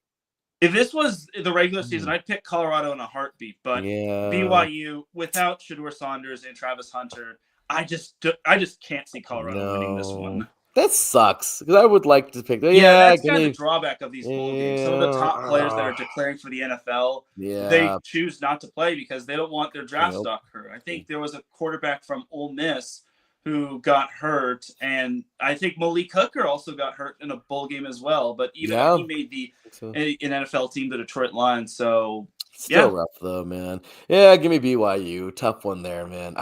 The Radiance Technologies Independence Bowl. Marshall, we are taking on number 22 at Army. Army. I mean, hey, I'm picking them today, but are we picking them coming up on December, what is that, 29th, 28th? It's hard. 28th, because Sunday is the 28th. So I'm gonna this is hard, man. I want to pick Marshall. I'm sorry, I want to pick Army, but then I want to pick Marshall. This is a hard one for me. You know what? Just because of all year, these guys have been on it, and it depends on what they do today. Give me Army. Yeah, Army's the safer pick. They've only had one clunker game. That was against Notre Dame. Barring they have another clunker game today, I think they should beat Marshall. I agree. They should beat Marshall. So, all right. Next up, we have Monday the 30th now. We get to the Trans-Perfect Music City Bowl. Iowa taking on number 19, Mizzou, man. Good old Mizzou. What do you think for this one? So it's Iowa's great defense versus Missouri, who has just been on a tear. Look, this is so difficult. I will take Missouri to win this one. I don't trust Iowa. Last time Iowa played an SEC team in a bowl game, they got shut out. Easy win for Missouri. I seen them in person destroy USC in the Holiday Bowl a couple years ago, so that sucked. But that was like back when they had like refrigerator type offensive linemen and whatnot. They still have refrigerators. They're just the little mini ones. Yeah. And honestly, I wouldn't be surprised if some of Iowa's players were going to be top picks in the NFL draft. So that's why I got Missouri. Regardless. Yeah, I agree. It's just a rough one there. Angela said the whole team went to the transfer portal for Marshall. Kind of like USC. Kind of like USC. So next up, we have here on the 31st, man. We have here. This game is. I'm sorry. This one might be the more funnier bowl than BYU Colorado. I'm sorry. We have the number 11 Alabama Crimson Tide. We knew this day was coming, or they wouldn't be great no more. The Patriots happened. Now it's time for Alabama to happen. And, well, they're taking on the defending national champion. I'm sorry, I can't do this. They're taking on Michigan, who just won the national championship. Teran, this is funny. I'm sorry. You remember last year these two teams met in the national semifinals. So now they are meeting against one another again, except in the Relic Quest Bowl at Raymond James Stadium. This is an easy pick, Alabama. I highly doubt Michigan's going to have another mind-blowing upset win. Give me Roll Tide easy. Roll Tide, roll. Tony the Tigers, Sun Bowl. It's so crazy that these two teams had a fall from grace. Oh my gosh, that's the. I mean, Michigan was kind of expected, but Alabama, their downfall must be studied. And Kellen DeBoer, what are you doing? You're not in Washington anymore. You are not in Washington no more. And Angela, this game should be called the Embarrassment Bowl. Yeah. That's a sad game. So, yeah, I don't know. Tony the Tigers, Sun Bowl, Louisville, Washington. Louisville comes in at 8-4. Washington 6-6. What do you think? Since Washington, so you see Washington is 6-6, right? Washington's wins, all of their wins came at home. And they've won 20 straight home games dating back to, I think, 2022. But their 6 losses, all 6 of their losses were on the road. So Washington is the prime definition of they can win against any opponent at home, but they can't win against anybody on the road. That being said, they're playing in a neutral site, and as much as we like to be inconsistent, or as much as we like to pick on Louisville for being so inconsistent, I got the Cardinals. Yeah. I really don't trust Washington outside of their home field. Me either. I don't either. I think Washington they're frauds too, man. Give me Louisville. It's a tough one for me because I would like to stay true to the Pac-12, but they're just not doing it. If this were played in Washington, there would be no doubt you'd pick Washington easy. Yeah, and I don't care. I'll say Pac-12 all day. I will not give in to the Big Ten crap. But anyway, even though it's reality, I don't care. So Cheez-It Citrus Bowl. Wouldn't that give you like diarrhea? No, I've had a box of Cheez-Its before.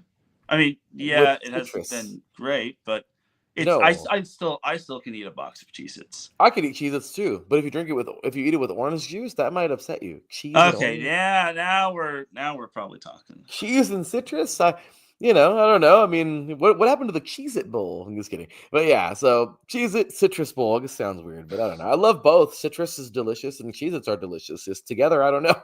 But anyway. Number 15, South Carolina, taking on number 20, Illinois. It's actually a good game. Both teams are at 9-3. What do you think? This is actually a low-key, underrated game. These are two teams that play in Power 5 conferences that have really overachieved. I got to go with South Carolina. I think Raheem Saunders has himself a big game. I think Illinois, they'll give South Carolina all they can handle. This one will be a one-score game, but I think South Carolina runs the ball effectively and defeats the Fighting Illini on the ground. Yeah, this could go either way. But yeah, I feel like the Gamecocks are just better. They play in a nastier conference. This is to me, this is big. This is big for Illinois because they can win this game. They can prove like, hey, we really are pretty damn good. But I'm gonna go Gamecocks this one until proven otherwise. Next up, we have the Kinder's Texas Bowl. Baylor at 8-4, taking on LSU at 8-4. Both these, LSU was a disappointment. Baylor was like, we're expected. What do you think? You know what? Now that you mentioned that, I'm going to take Baylor. As much as I want to see, I mean, honestly, Baylor, they don't have to travel far. They don't. And they've got a very good running back in Bryson Washington. And you know what? I just don't like Brian Kelly. I just am not that fond of him. I mean, I'd like to see him throw another hissy fit after this loss, kind of like he did against SC, where he just pounded on the table after he. I mean, the dude at least blamed himself, or rightfully blamed himself. But I just think for Baylor's purposes, I think they get the job done. And I've trusted Garrett Nussmeier quite a bit. He just seems, whenever I trust him, he just seems to belly flop. Yeah, no, it's true. I'm going to take LSU because I feel they're better. But yeah, that's the safe pick, but I got Baylor. If Baylor wins, that'll be hilarious. I will laugh very much. I think that'll be very fun. And then LSU's kind of got to figure out what they got to do with Brian Kelly. Yeah. I mean, for starters, he can't win season opening games. No, and that's huge. So, I mean, yeah, no, that's pretty damn big. But yeah, man, so as we continue boot scoot on here, past with the end of New Year's, really. And then, of course, to end off that day, oh, shoot. Yeah, we have this is all New Year's. So, to end off that day, we got Boise State taking on somebody. But who's that somebody going to be? Well, we have to find out. We will not know. We will not know until this date, or we'll know after this weekend. But I'm just saying, we won't know. But so let's find out. But Boise State will be playing on New Year's Eve on that Smurf turf. We'll find out who they're facing also on that same exact day. Well, actually, sorry. And then on to New Year's. That's New Year's Eve. New Year's Day. We'll find out. We'll be taking on number 4, Arizona State. We will also be finding out who will take on number 1, Oregon, and number 2, Georgia. So just to bring those games up short and sweet. And then here we are, man, back over to that's all New Year's Day. Then January 2nd, we have the Tax Slayer Gator Bowl, of course. Duke taking on number 14, Ole Miss. Who you like in that one? This is easy. Ole Miss is going to win this one. Pretty easy, huh? Yeah, to me, this one's not very hard. I feel like it's going to be a pretty simple game. Duke should win this, right? Are we duking? We're duking. All right. This isn't basketball, unfortunately. Nope, it's not. On to Friday, January 3rd, North Texas, the Mean Green, taking on the Bobcats of Texas State. 6-6 Mean Green, 7-5 Bobcats. Who you like? This is actually going to be a low-key good game. I mean, it's in Texas. I got Texas State winning this one. North Texas barely inched their way into a bowl game. I think it's going to be eat 'em up Cats all the way. It probably will be, and I can't go. I would like to go opposite, Teran, but I don't want to look like an idiot. For the sake of trying to be different. Yeah, Texas State's gets better. The Mean Green this year have been so mean, so we'll see. Next up, we have a couple more games left, literally a couple. Duke's Mayo Bowl, Minnesota at 7-5, Virginia at 6-6. I don't know. Let's see. Let me look at this one. What do you think, Darren? I got Minnesota winning this one. I trust their quarterback, Max Brosmer. He's got to get his receivers more involved. I mean, I know Minnesota's got a good run game, but Daniel Jackson is low-key nice. So give me Minnesota to get dunked on, or to have the Duke's Mayo, like, dunked all over their coach, or dumped all over their coach. And they defeated USC this year. And UCLA. And yeah, Minnesota. I don't know. Minnesota. Why does it say state there? I don't know why it says state. It's not state. I'm sorry, guys. Minnesota State's in Division 2. So, Minnesota. There we go. So anyway, Tara, sorry about that. And then, of course, the final game of bowl season.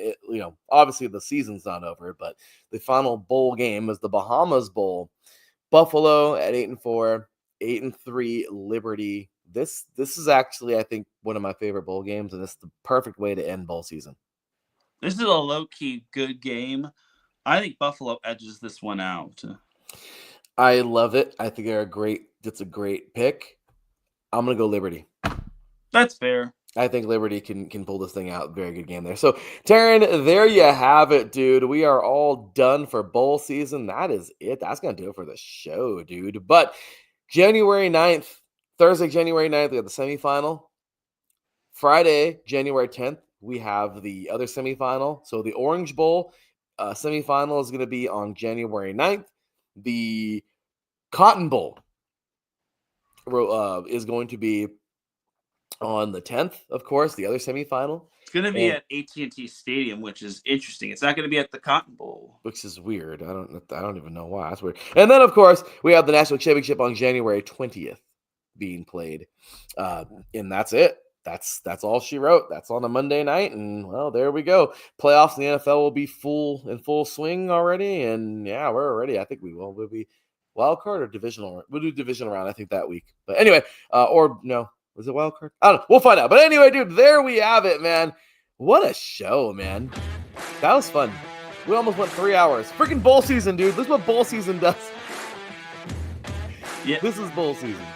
Oh, yeah. And to answer your question about the last time Grandview won a NAIA championship in football, 2013.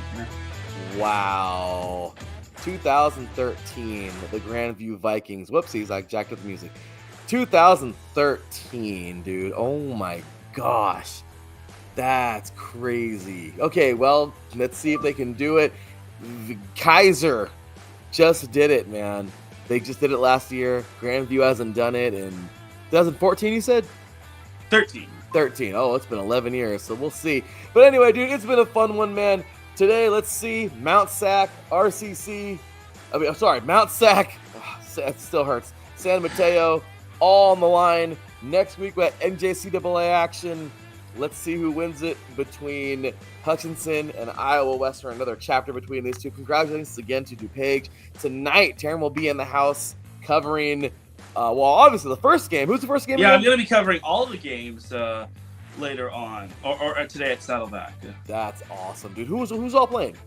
12 Bridges will be taking on Palos Verdes at 11:30. Then Edison will be taking on Central, and then that'll lead up to Mater de La Salle. Man, that's gonna be a fun couple of hours, man. Shoot. Well, enjoy yourself. Be safe out there, my friend, and it'll be good. Of course, man. We're gonna find out the NJCAA champions. Who's gonna be moving on in Division 3, Division 2? The NAIA is gonna be a lot of fun, man. We're gonna see what's up.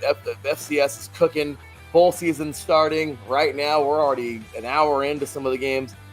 Check out our awesome sponsors, Planet Jerky, Premium Biscuit Beef Jerky, my beautiful wife, Seal the Deal, Wax Seals, $1 a stamp. Check us out on social media everywhere. Follow us right here, 3 and Out, CEIE. My boy, Teran Rodriguez, at Teran Rodriguez, #1. Me, your boy Larry, be at the THEE_LB53. IE Sports Radio on Blue Sky. Take care, you guys. Enjoy. For Teran Rodriguez, for me, your boy Larry B. We will see y'all next week. Until then, as always, take care and God bless. Peace. Peace.